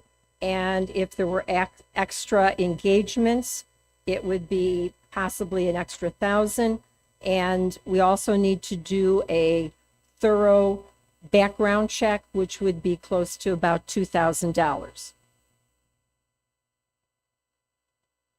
So I think 35,000 should be sufficient to cover it. Okay, I was just making sure that that number that's proposed by Board Member Rosenblum included what we would need for what we are expecting for community engagement. We can make certain that you're asking for it to be part of the motion. No, I'm just asking for clarification on where the $35,000 cap came from, because under the optional enhancements, there's translations of survey per language. If the $35,000 being recommended by Board Member Rosenblum is considering those options for community engagement, and if the board has aligned in expectation for that. And I believe we can do some of any translations here within our district if we need things. Right, those are additional translations besides what would be done through, for example, a Google translation system. And my understanding is their initial proposal was $29,900, and their proposal included a price match, but they came in not the lowest, but reasonably priced. So $35,000, as I proposed, was to cover the initial base cost plus the additional services that we already expect to have.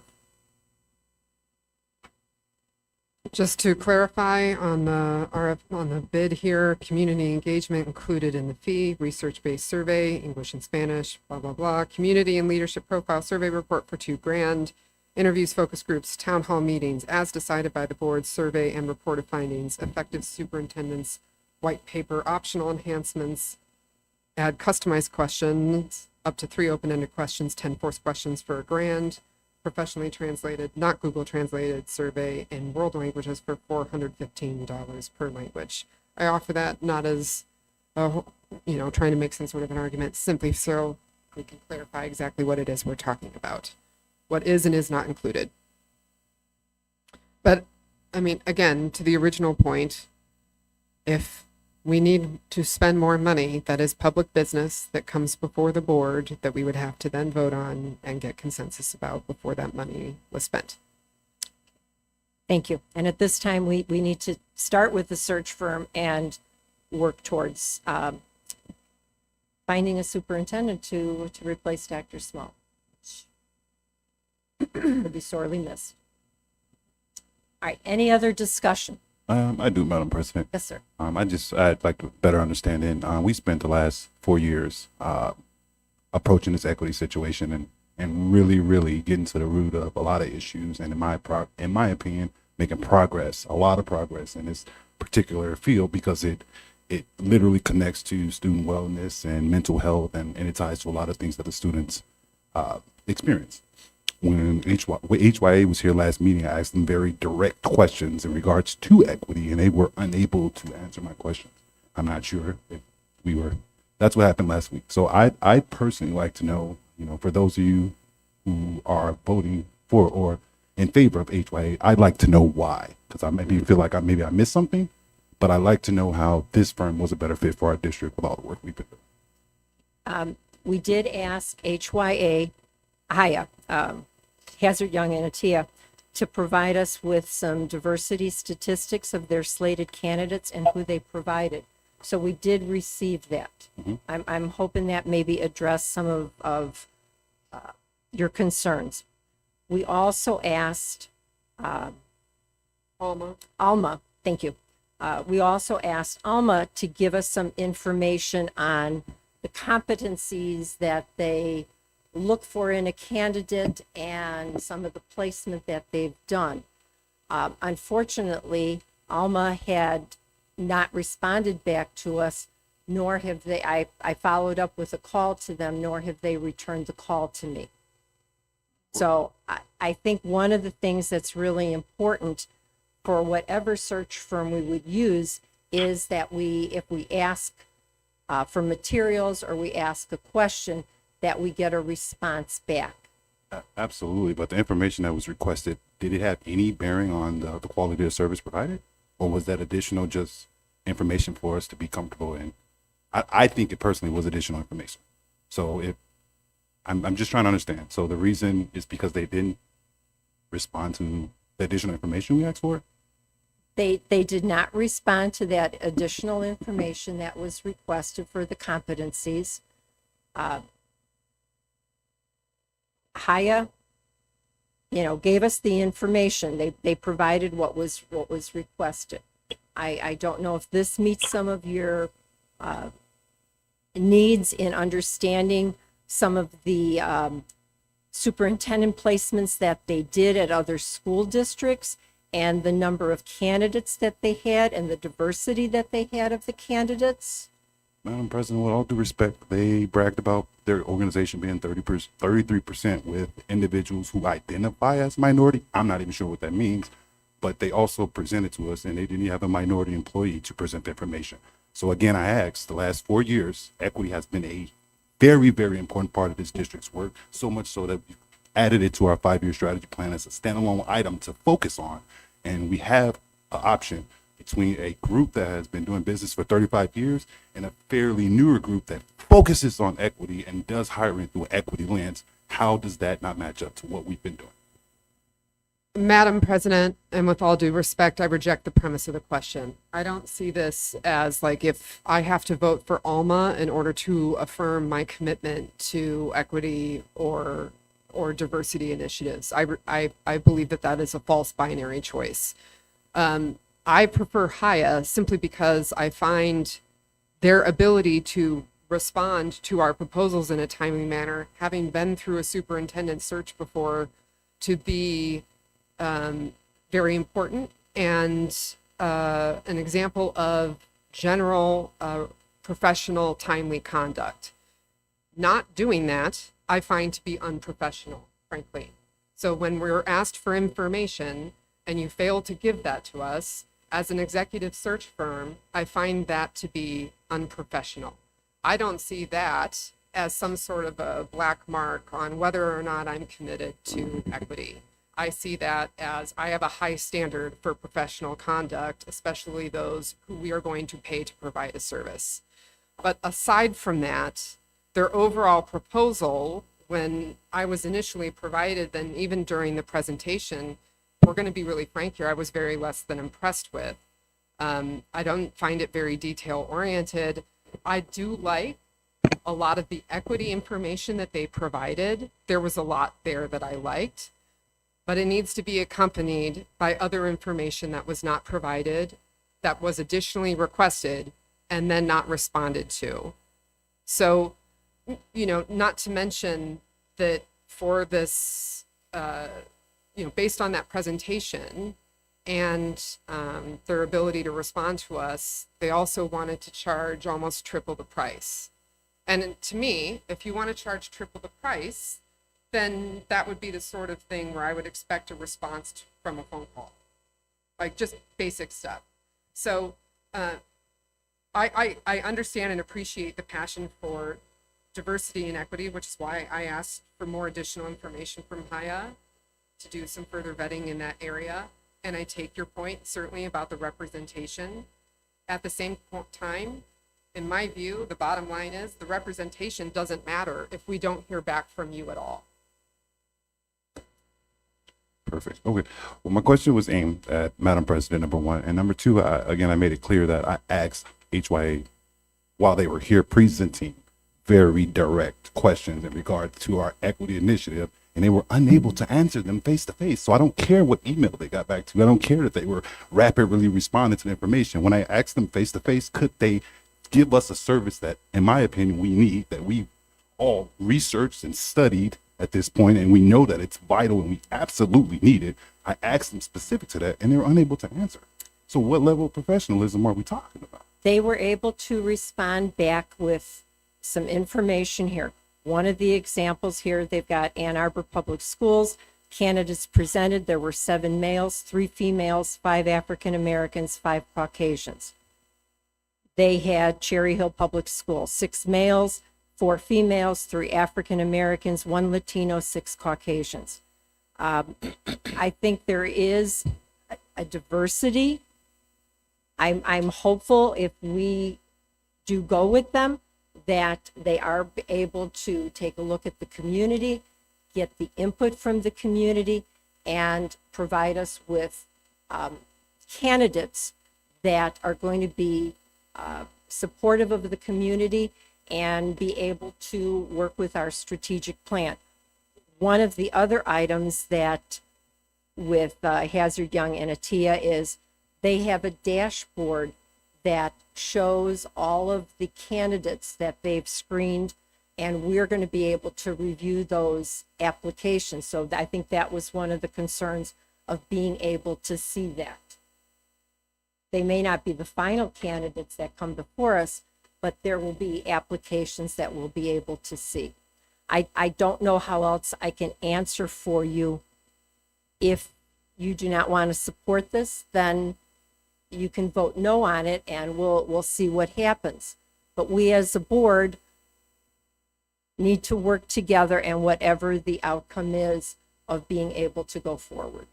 Madam President, in response to the question of why people are supporting one firm over another, as far as I'm concerned, the lack of response by one of the search firms to me means they have submitted an incomplete proposal and should not be considered.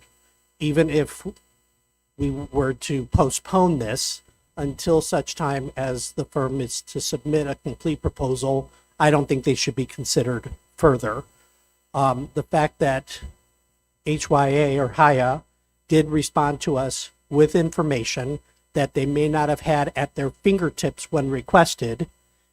Alma did not have information in response to my question when they honed in on using a competency-based approach to identifying and selecting candidates.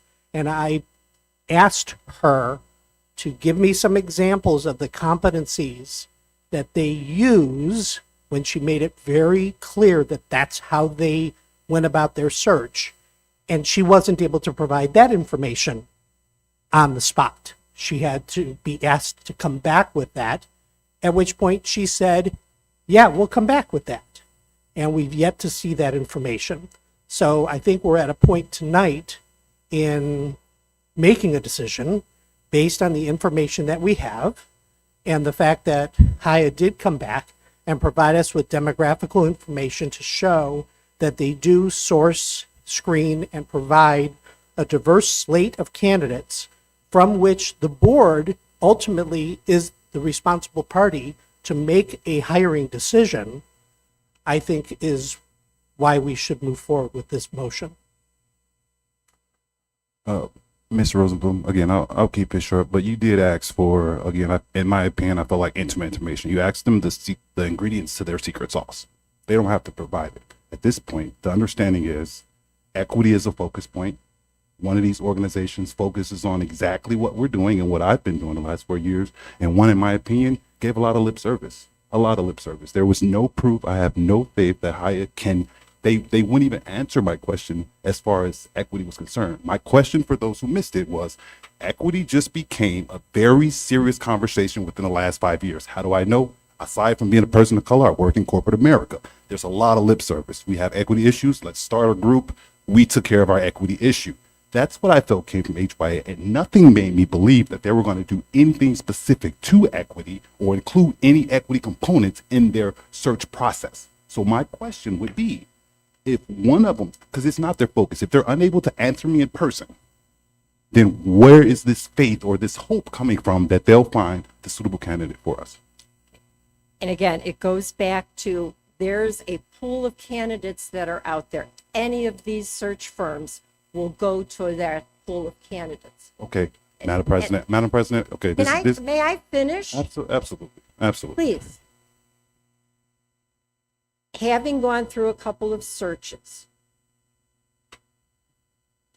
it is a daunting task of getting information from different groups, looking at the strengths, looking at what you want in a candidate. there's also a pool of people that are out there. I'm hoping more people want to be superintendents than we had a few years ago. Basically, they need to go to maybe some of the organizations, they need to go to the publications, all of those. So any of these search firms would go to that. One of the things with Haya would be that these people are prior superintendents. They have some experience there. They know who is out there, and hopefully they can recruit. And it's going to be up to us as a board to say, what are we looking for, and help build the characteristics there of what we want in a superintendent. So we do have a lot of say in what we're looking for. What I'm asking is that we be open-minded as we go into this. That's what I'm asking for. Okay, Madam President, I'm not declining. Madam President, Yes. will you be voting on this motion considering that you're named in their proposal as a reference with your involvement in hiring the NSSEO super? Yes, I was planning on it. I didn't see it as any kind of a conflict of interest. Thank you. And with Alma Group, they were asking for about 82,000, and they were basing their fee on a percentage of what the new superintendent salary would be, which, is highly unusual, from prior superintendent searches or from anyone else that we had gotten proposals on. Well, I just like to say for the record, it may be out of the usual or the traditional sense that business is done, but that doesn't mean it's ineffective. For a superintendent position here in Illinois, 77% are 77% are teachers. 77% of teachers are women. 25% are male. But somehow when we get to that superintendent conversation, it's flipped, and now women are the minority. 23% of superintendents are women. So I understand Haya has a 35-year track record, but in my opinion, that means they participated in this huge gap between equality, right, and equity. So I hear what you're saying. I understand, and I just want to make it very clear that I think this is a very big decision, and I just want to make it very clear where I stand and try to be the voice of reason, because right now, as a superintendent in the state of Illinois, there's a huge gap between even just men and women. Don't get me started on people of color. This is a serious issue. And I'll stand on it. I absolutely feel like someone looking through an equity lens, interviewing our next candidates, should have the ability to see through personal biases and microaggressions that people carry and often hide during this process. I personally feel that way. I'll leave it on that note and we can proceed with the vote, but thank you for the floor, Madam President. Any other comments? Yes. Sorry. Coming in here, I was, not unsure, but I was leaning towards one search firm, specifically Alma, but because of their DEI, all of the stuff that they put in as far as the education that they can provide for the district, the diverse candidates that they actually have pulled and have successfully hired as well in those positions. All of that were my main reasons for Alma. But in hearing that after we have reached out to them, that they have not answered, that is extremely, in my book, very unprofessional, especially when you're asking for that much money. I think that definitely there should be some sort of that professionalism in just responding back. It's just saying, hey, I need more time, or clarifying maybe what the information we were asking for, but just something instead of just ghosting us. So I wanted to put out there where I was at and where I'm at right now. What I would add is I did call Evanston High School, because that was the school they said that they helped with the superintendent. They did not do a search. They had an internal candidate, and I spoke with that board president. She indicated they had conversations with the public. They had some different groups, but they had identified that they had an internal candidate, and that was the person they were going with. So there was no outside search. They still paid the amount of money that was requested, but they did not do an outside search. I would like to add a little context to the last presentation we had with Aya. And unfortunately, due to communication gaps, I guess part of it you weren't able to hear, but there were several questions posed to Aya during their presentation that they were given time to prepare for, that they were not prepared to answer during a meeting. One of the questions I had for them, they had a link that said, these are questions that we'll have to our candidates around equity. I clicked the link, and it was a general question that said, why are you applying for this job? My follow-up question was, how does that question pertain to equity? And their response, and we did not get it in writing, so they did not complete the task, was, these are general questions, and we will send you those equity questions at a later time, which we have not received. So that's all I have to say about that. So if we're ready to vote, I'm ready to go forward. If I just may, I think, because when I was looking at that document, if you continue to scroll down, I believe I may have been looking at something else, but someone please jump in. But there were specific diversity questions if you continue to scroll down in that document. And I think somebody did point that out. Page 5. And I think someone pointed that out. However, when you click that link, there aren't questions around equity like they said it would be when you click that link. Respectfully, It said it was general questions. Respectfully, I take your point. When it's a link that is specifically trying to answer an equity question, whoever organized that document should have put their equity specific questions as the first set, because when you click the link, that is what you were expecting to find. It is simply bad organization to expect people to click a link and scroll to page 5 to find the relevant content. So I take your point. That was very badly organized, and it made the information hard to find. The information, however, is in the appropriate place. It's just badly placed. Those equity questions are there, but they're placed in a way that made them very difficult to find, which I completely understand. It makes no sense to me why you would organize it that way. And if I could just add, we are all 7 of us are going to be part of that hiring process. Whichever search firm we decide to go with, I think as a board member, we need to let whoever the search firm is know what our expectations and our standards are. And those are DEI. Those can be DEI standards, diversity, making sure that we get a good pool of candidates that are diverse. That is, I think, up to us as board members, if we would like, to really hold whatever search firm we choose to that standard. Thank you. And to follow up on Ms. Barron, not only is it up to us to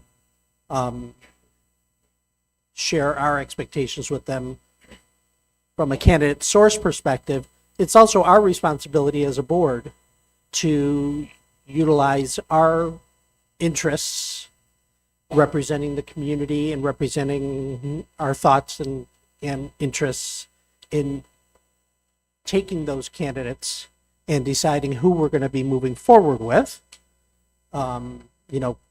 narrowing them down, cutting them down to the select few that perhaps we interview and bring in for interviews and then make a hiring decision from those. And quite honestly, if they give us a slate of candidates and we're not happy with any of them, we send them back to the drawing board and ask them, here's why we're not, we give them feedback. Part of the recruiting process is to provide feedback to the search firms while they're providing us with candidates. Here's why we like this one. Here's why we don't like this one. And have them make changes along the way so that they can provide us with continually better and more improved results. So Thank you. Any other discussion? Okay, if not, then let's do a roll call, please. Mr. Dombrowski, No. Mr. Bradley, No. Mr. Rosenblum, aye. Ms. Cavill, Mr. McGowan, Ms. Barron, Aye. Mrs. Klimpowitz. Aye. The motion carries. So we will work with them. We'll look at the equity because that's important to us as a board, and we'll go from there. I will reach out to them tomorrow and see if they are available to come in at the June board meeting for information and to start planning. I beg your pardon, I'm sorry.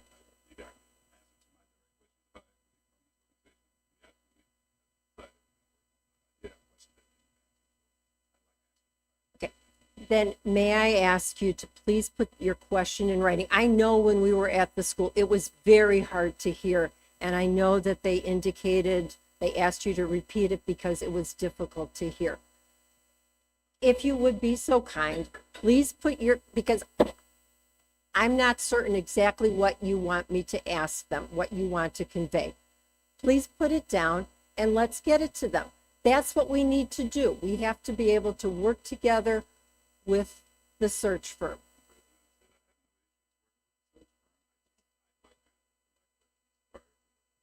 Okay, would you please put the questions down on paper and we'll go with that. Okay, thank you very much. Thank you.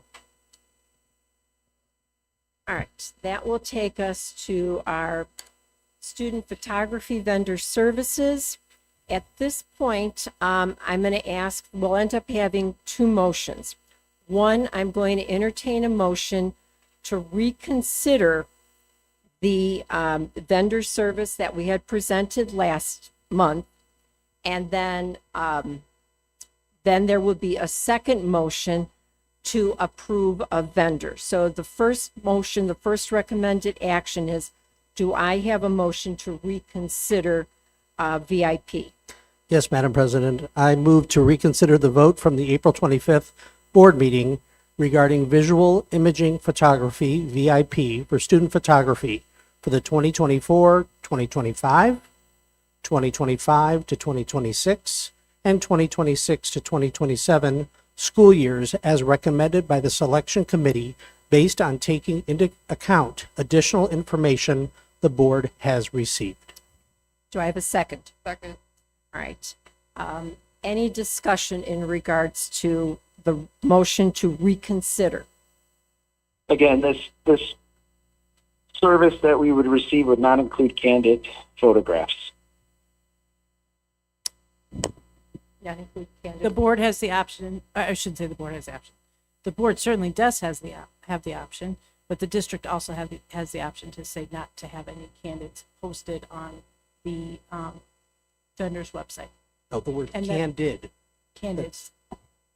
Candid photography, Candid. shot for Candid. pictures. Okay, thank you. And that is in the proposal that was given to us originally. Does that answer your question, Mr. Dombrowski? It wasn't a question. It was just a reiteration of the fact of that contract Okay. or agreement, I should say, because it's an exclusive vendor. It's not a paid service. Okay. Any other comments? Ms. Barron? If the board wishes not to get those candid pictures, do we decide that now in this motion, or how does that work? That's already been the recommendation from me in some of the Okay. writings, that we do not do that. It says that the administrators have to review that. You remember that? Yep. That I spoke to, and that is time consuming on our end. Any other questions or discussion? Yeah. Yes, I'm I'm just sorry. going to make a very brief comment. I had concerns about student privacy, and I had made comments at the previous board meeting that were I, and by extension, of course, our District 211 community families, and in particular our students, were to receive robust assurances of the protections of their privacy, that I would be open to reconsidering the bid. And we were certainly given prompt reassurances in that regard. I'd like to just read one point verbatim. That was included in the original RFP, but has since been confirmed and reconfirmed multiple times, and by extension, other related principles. As requested in the RFP, all event photos will be administratively approved. Galleries will be locked from view until a gallery link is sent to a school staff member, and the gallery is approved in writing via email. This is a new step implemented as of 2022. And this is not the only privacy protections. This is one of many that have been provided in order to provide the level of service that we expect, that we made known. So thank you for the reassurances. It's very, very important. So I'm glad that we asked. And I would like to personally apologize to the Hayes brothers for mistaken identity with the VIP photography company. Okay, thank you. Any other comments or questions on the reconsideration? Okay, if not, then roll call, please. Ms. Barron, Aye. Mr. McGowan, Mr. Dombrowski, No. Mr. Rosenblum, Aye. Mr. Bradley, Aye. Ms. Cabell, Aye. Mrs. Klimkowitz. Aye, motion carries. The next recommended action is, and may I have a motion, please? Yes. For the Yes, I would like to photographer. move that the Board of Education approve the recommendation to select visual imaging photography, VIP, for student photography for the 2024 to 2025, 2025 to 2026, and 2026 to 2027 school years as recommended by the selection committee. May I have a second? Second. Okay, any discussion on that? So now we're voting on VIP being our photographer for the years that have been stated. Okay, if there's no discussion, then roll call, please. Ms. Cabell, Aye. Mr. Rosenblum, Aye. Ms. Barron, Aye. Mr. Bradley, Aye. Mr. Dombrowski, No. Mr. McGowan, Mrs. Klimkowitz. Aye. All right, the motion carries. The next recommended action is under new business. We have Panorama Education. Recommended action is that the Board of Education approve a one-year agreement with Panorama Education at a cost of $121,500. May I have a motion, please? So moved. Second. A discussion? Dr. Small? Panorama Education was first approved by the Board of Education in 2021 to assist in monitoring students' mental health and supporting multi-tiered systems of support, MTSS, within District 211. The software platform provides access to student and staff survey tools and a comprehensive system that can manage Tier 1, 2, and 3 behavior, academic, and social emotional learning intervention strategies. It is brought forth tonight for a one-year renewal. Any questions? If not, then roll call, please. Ms. Cabell, Aye. Mr. Rosenblum, Aye. Ms. Barron, Aye. Mr. Bradley, Aye. Mr. Dombrowski, Aye. Mr. McGowan, Mrs. Klimkowitz. Aye, the motion carries. The next recommended action is that the Board of Education approve a one-year agreement with Curriculum Associates, LLC, to purchase Elevation at a cost of $41,549. May I have a motion, please? So moved. Second. Okay, any discussion? Dr. Small? The Elevation platform consists of multiple products, including the platform itself and additional components called Elevation Strategies. Access to both components provide the District 211 education with an increased ability to manage EL programming, provide effective instruction to students, and provide staff with unique professional learning opportunities. Any questions? Okay, roll call, please. Mr. Bradley, Aye. Mr. Dombrowski, Aye. Mr. McGowan, Mr. Rosenblum, Aye. Ms. Cabell, Aye. Ms. Barron, Aye. Mrs. Klimkowitz. Aye, motion carried. The next recommended action is that the Board of Education approve the 2024-2025 consolidated district plan to utilize the federal Title I, Title II, Title III, Title IV, and IDEA grants totaling approximately $4,298,810 as presented, and authorize the superintendent to submit the plan as required on behalf of Township High School District 211. May I have a motion, please? So moved. Second. Okay, any discussion? Dr. Small? The consolidated district plan includes the areas that will be presented to the ISBE for the title grants and IDEA funds as presented. In the board report, each grant area has a list of uses of the projected funding that we will receive for the upcoming school year. Any questions? Okay, roll call, please. Mr. Rosenblum. Aye. Ms. Barron. Aye. Mr. Bradley. Aye. Mr. McGowan. Ms. Cavill. Aye. Mr. Dombrowski. Aye. Mrs. Klimkowitz. Aye, the motion carries. The next item is the Spring Curriculum Committee report. The recommended action is that the Curriculum Committee report and recommendations be approved as presented. May I have a motion? So moved. Second. Okay, any discussion? Dr. Small? The department chairs from each department gathered again for the final round of these curriculum meetings with our principals and Assistant Superintendent Josh Shoemaker.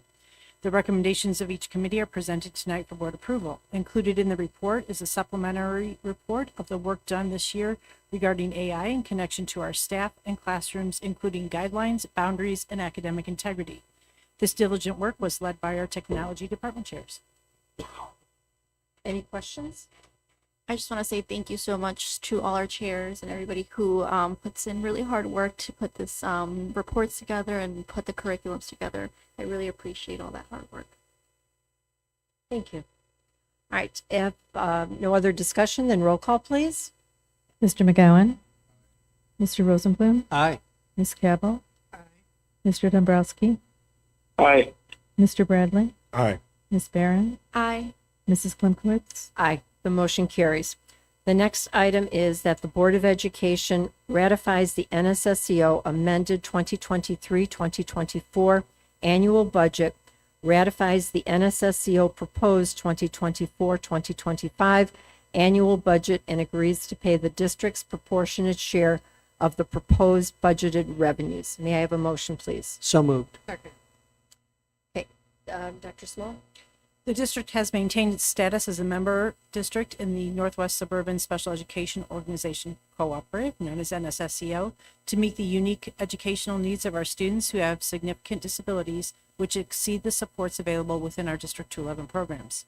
At its April governing board meeting, NSSEO approved its amended 23-24 budget and proposed 24-25 budget for transmittal to its member districts for our local action tonight.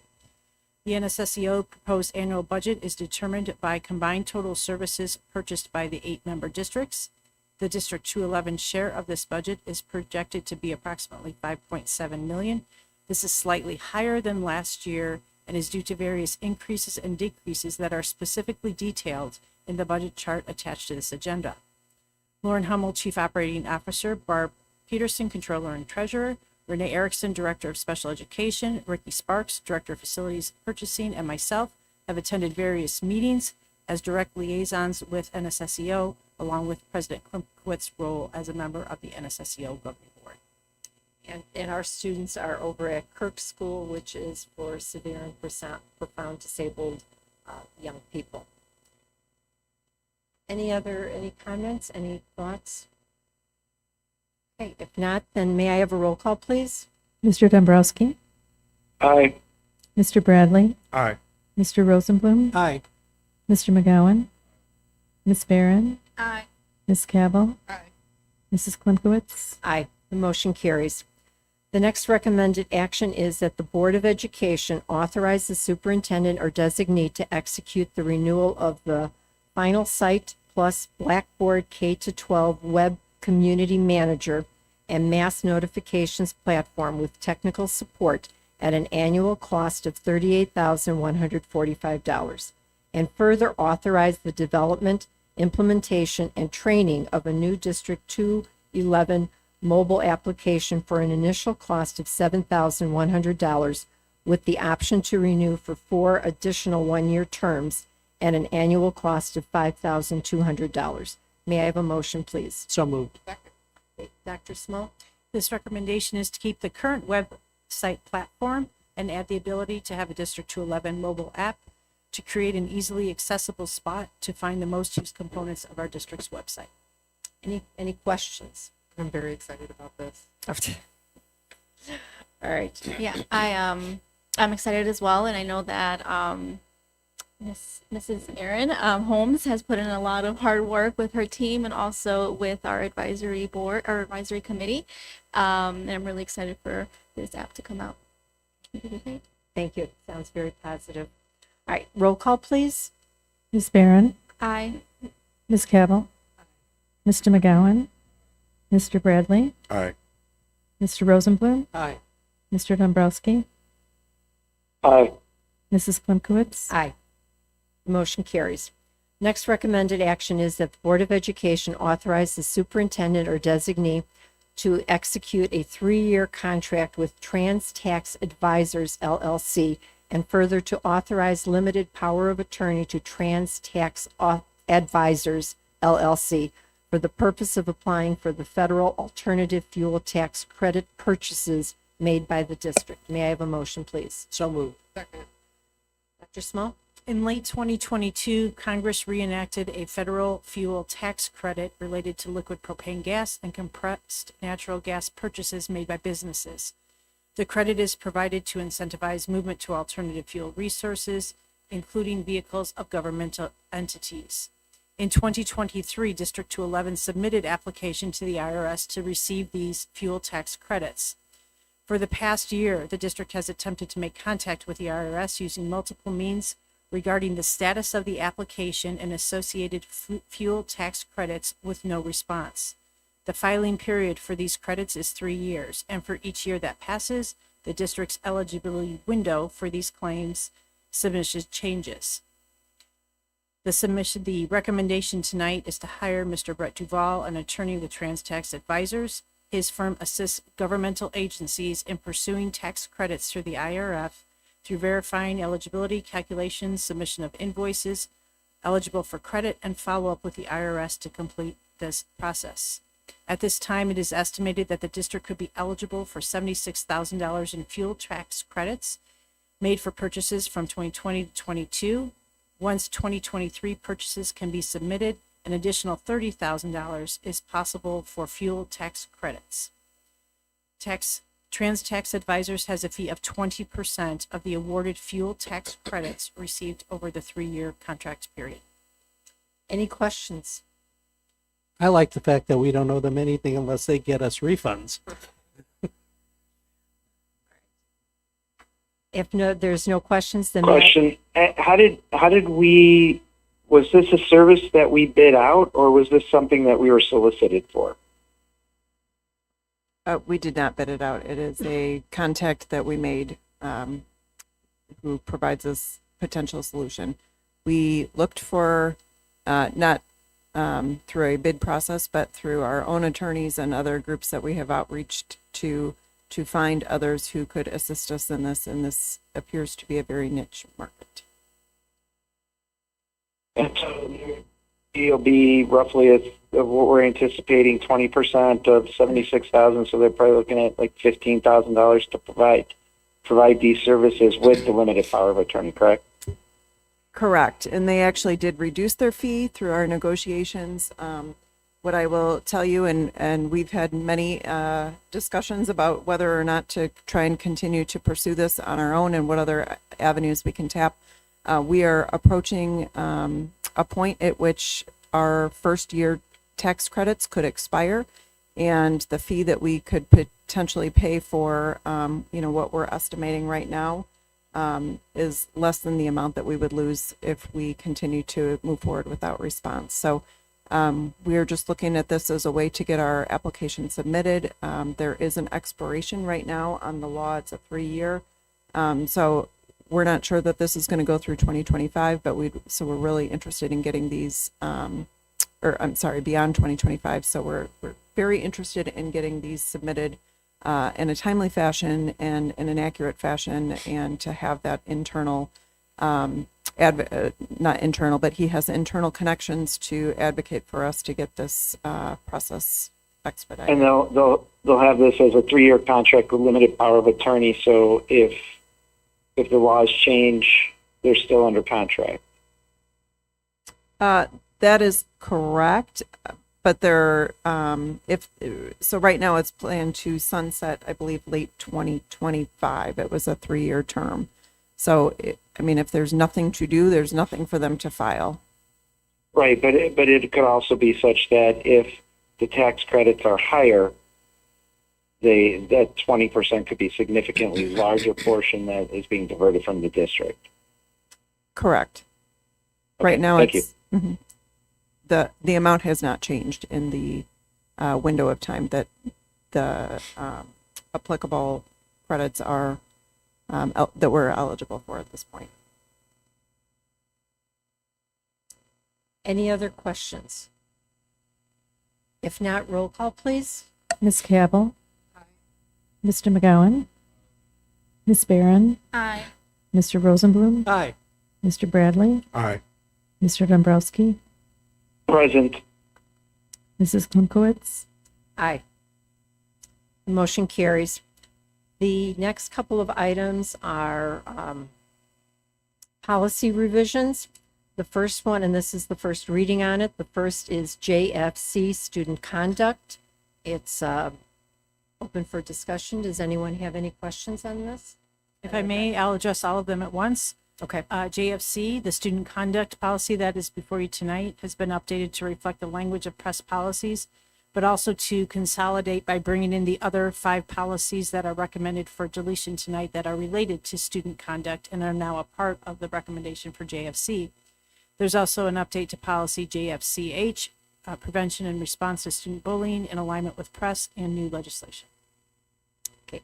Any questions on any of those? We've got JFC student conduct, JG student discipline, JFCG tobacco use by students, JFCE student discipline for students on psychotropic or psychostimulant medication, JGC social suspension, and JGA corporal punishment, use of physical force, isolation, isolated timeout, and restraint. Any questions or comments in regards to any of those? Those will all come back to us for the next month. Okay, and that'll move us on to, oh, I missed one. JFCH,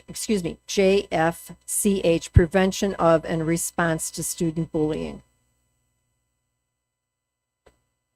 Okay, if there's no questions on those will all come back to us. Then that brings us to our next item, potential topics for future discussion. I did have a board member reach out.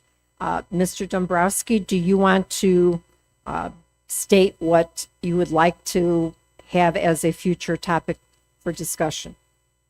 I'd like the board to consider terminating the agreement with our lobbyist for the property in Arlington Heights that was purchased by the Chicago Bears. When this was originally presented in February, we were looking at just investing in the lobbyist to handle pilot legislation that might come up, and we were anticipating only 4 to 5 months of using this lobbyist. We've been paying $3,000 a month open-ended with no end in sight.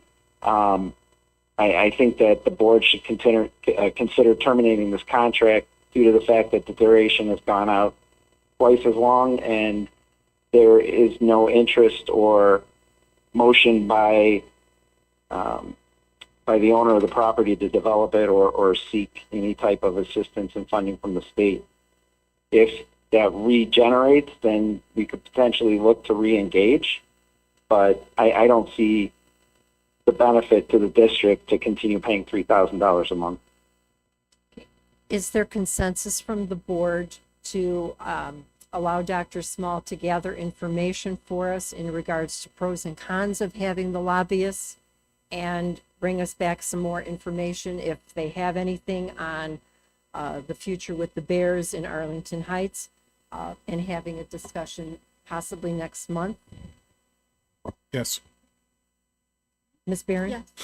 Okay, Mr. Rosenblum? I don't know if it's so much as to what's going on with the Bears versus the value of the firm, because they're doing, they're representing us primarily, I believe, to legislators, and so I'd be more interested in learning the future potential of the need for them to continue to represent us at the legislative level, and not so much get into discussion as to what the Bears are or are not doing. So I have no problem with discussing the continued utilization of this firm in the way in which we initially contracted them. Ms. Cabell? Yes, I agree with Mr. Rosenblum, especially because the timing works out beautifully since the legislative session ends here on the 24th. So the timing of the discussion happening in June would be ideal. Okay. Mr. McGowan?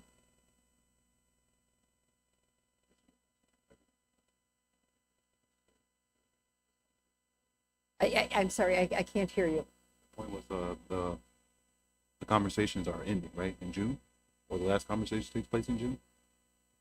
Well, the next. No, I think the concern is that we have to give this lobbyist a 30-day notification to cancel that contract. If we don't take action on it, they get paid regardless of whether or not they're doing any lobbying.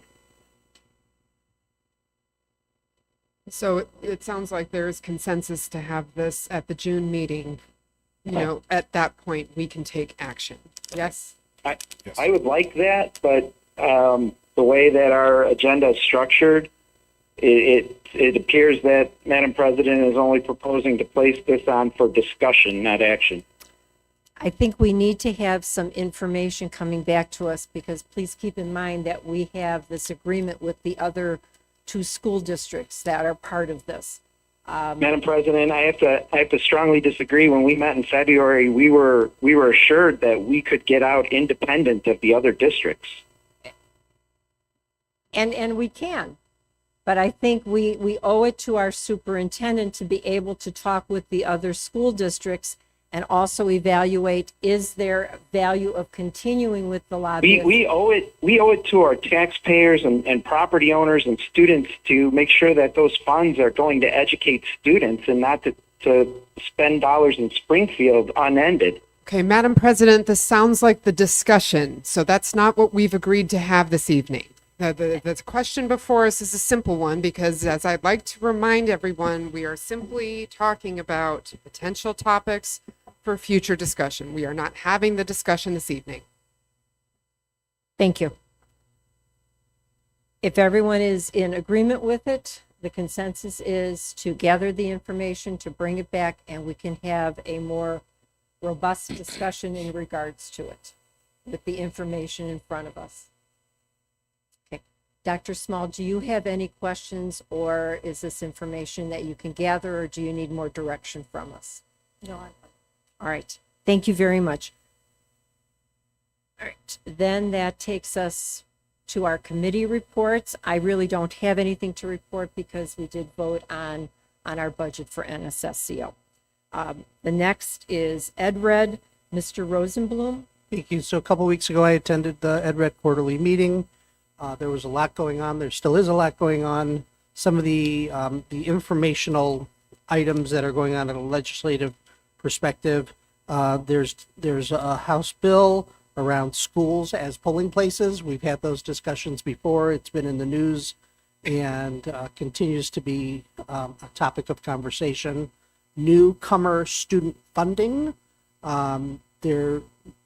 Representative Crespo, who is from our area, has a bill that's going through some hearings and discussions around supporting newcomer student support.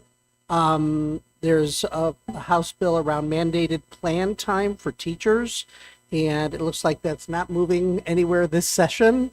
And there's a lot of controversy around that, and there's controversy anytime they mandate things, but around mandating planning time for teachers. Dual Credit Quality Act passed the House, and it has not been expected to pass at the Senate level.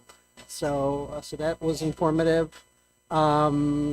There's been discussion around budgeting for school meals and student teacher stipends. At the state level, there's been discussions around that. The next meeting is on June 7th in Wheeling, and I plan on attending. And there's also a mini summit at Vernon Hills High School, which I also plan to attend on June 12th. They're going to talk about district administration, acquiring talent, AI in education, always seems to be a hot topic these days, and the importance of advocacy. That's my Ed Red report. Thank you. Next is the Community and Family Services report. Ms. Barron? I don't have anything to report at this time. Thank you. The District 211 Foundation report, I was not able to attend. Dr. Small? At today's meeting, the foundation approved a $10,000 donation to the district to assist in paying for students who ate breakfast or lunch at our schools and did not have the money to pay for it. We have a amount of just over $12,000 of food that was supplied to our students who were expected to pay but did not have any money with them along the way. So that donation will officially come to the board in June. Thank you. The next is the Illinois Association of School Boards report. Mr. Rosenblum? Just a couple things. One is registration for the Joint Annual Conference, also known as III, is coming up in a couple weeks. And it is, again, coming up. This conference is going to be November 22nd through 24th in Chicago. More information can be found on the ISB website. But it's a great way for board members to learn topics including school finance, communication, engagement, educational equity and advocacy, safety and security, collective bargaining, and much more. It's also a great way to learn what's going on statewide while we are here in the northwest suburbs, because some of those things do directly impact us, especially at the state level when they're looking at legislation. Mrs. Klimkowitz and I are attending the ISB Board Presidents Academy, which is for current and aspiring school board presidents and vice presidents on June 15th in Naperville. That's my report. Okay, thank you. Next is the upcoming events and calendar items. It's hard to believe it's the end of the year. We've got graduations coming up, starting with Hoffman on Friday. Yesterday was the alternative school graduation. And I do have to tell you, there were two young men that gave a speech. They were both extremely moving and motivating, that they came back and that they have pride in what they've been able to accomplish and the support that they had from their families and the teachers there. It was really wonderful to see that excitement in them. They were just amazing, the two young people that spoke. So a good number of students, and our alternative school is doing extremely well. So we've got that. The next item is for closed session. Since we do have it listed here, I'm going to read the recommended action, but I believe we have taken care of all the business. The recommended action is that the board enter closed session to discuss minutes of meetings lawfully closed under the Open Meetings Act, probable or imminent litigation against, affecting, or on behalf of the public body, appointment, employment, compensation, discipline, performance, or dismissal of specific employees, matter pertaining to an individual student, setting of a price for sale or lease of property owned by the public body, and deliberations concerning salary schedules for one or more classes of employees. May I have a motion, please? So moved. Okay, any discussion? Okay, may I have a roll call, please? Ms. Barron? No. Mr. Bradley? No. Ms. Cabell? No. Mr. Dombrowski? No. Mr. McGowan? Mr. Rosenblum? No. Mrs. Klimkowitz? No, the motion failed. The last items that we have on our agenda here are the retirement requests. The recommended action is that the Board of Education accept the retirement request of Gerald Cargill, effective December 2028, according to the master contract of D211 Teachers Union, Mary Pat Cronus, effective May 2028, consistent with the master contract of the D211 Teachers Union, and Mary Schultz, effective December 2024, according to the master contract of the D211 United Support Staff. May I have a motion, please? So moved. Second. Okay, any discussion? Roll call, please. Mr. Bradley? Aye. Mr. Dombrowski? Aye. Ms. Cavill? Mr. Rosenblum? Aye. Ms. Barron? Aye. Mr. McGowan? Mrs. Klimkowitz? Aye, the motion carries.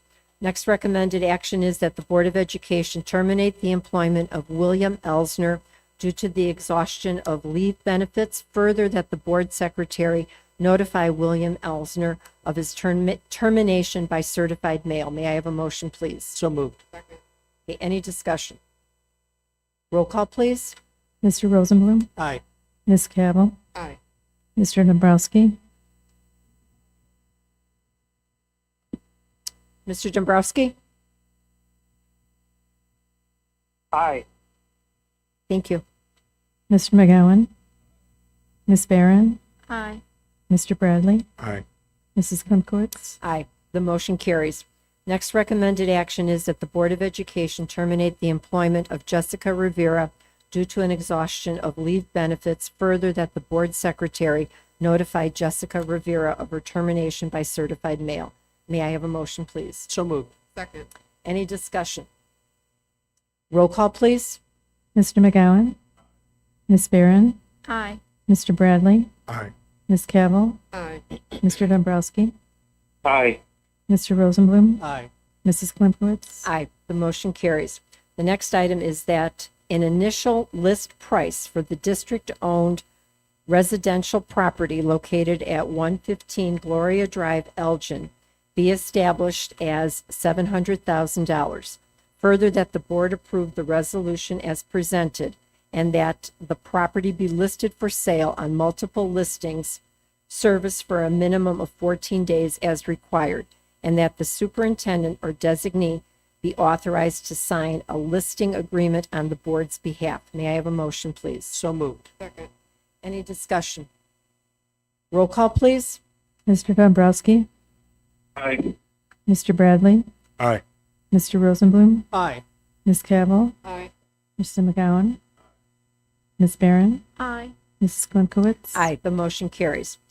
The next recommended action is that the Board of Education approve a total salary allocation for technology, transportation, clerical exempt, and management employees at an overall increase of 4.1% over the 2023-2024 school year, effective July 1, 2024, for the 2024-2025 school year as presented. May I have a motion, please? So moved. Second. Okay, any discussion? Okay, roll call, please. Ms. Barron? Aye. Mr. McGowan? Mr. Dombrowski? Aye. Mr. Rosenblum? Aye. Mr. Bradley? Aye. Ms. Cavill? Aye. Mrs. Klimkowitz? Aye, the motion carries. And there is no other further business to come before the board. The board president declares this meeting of the Board of Education adjourned at 10:15 p.m.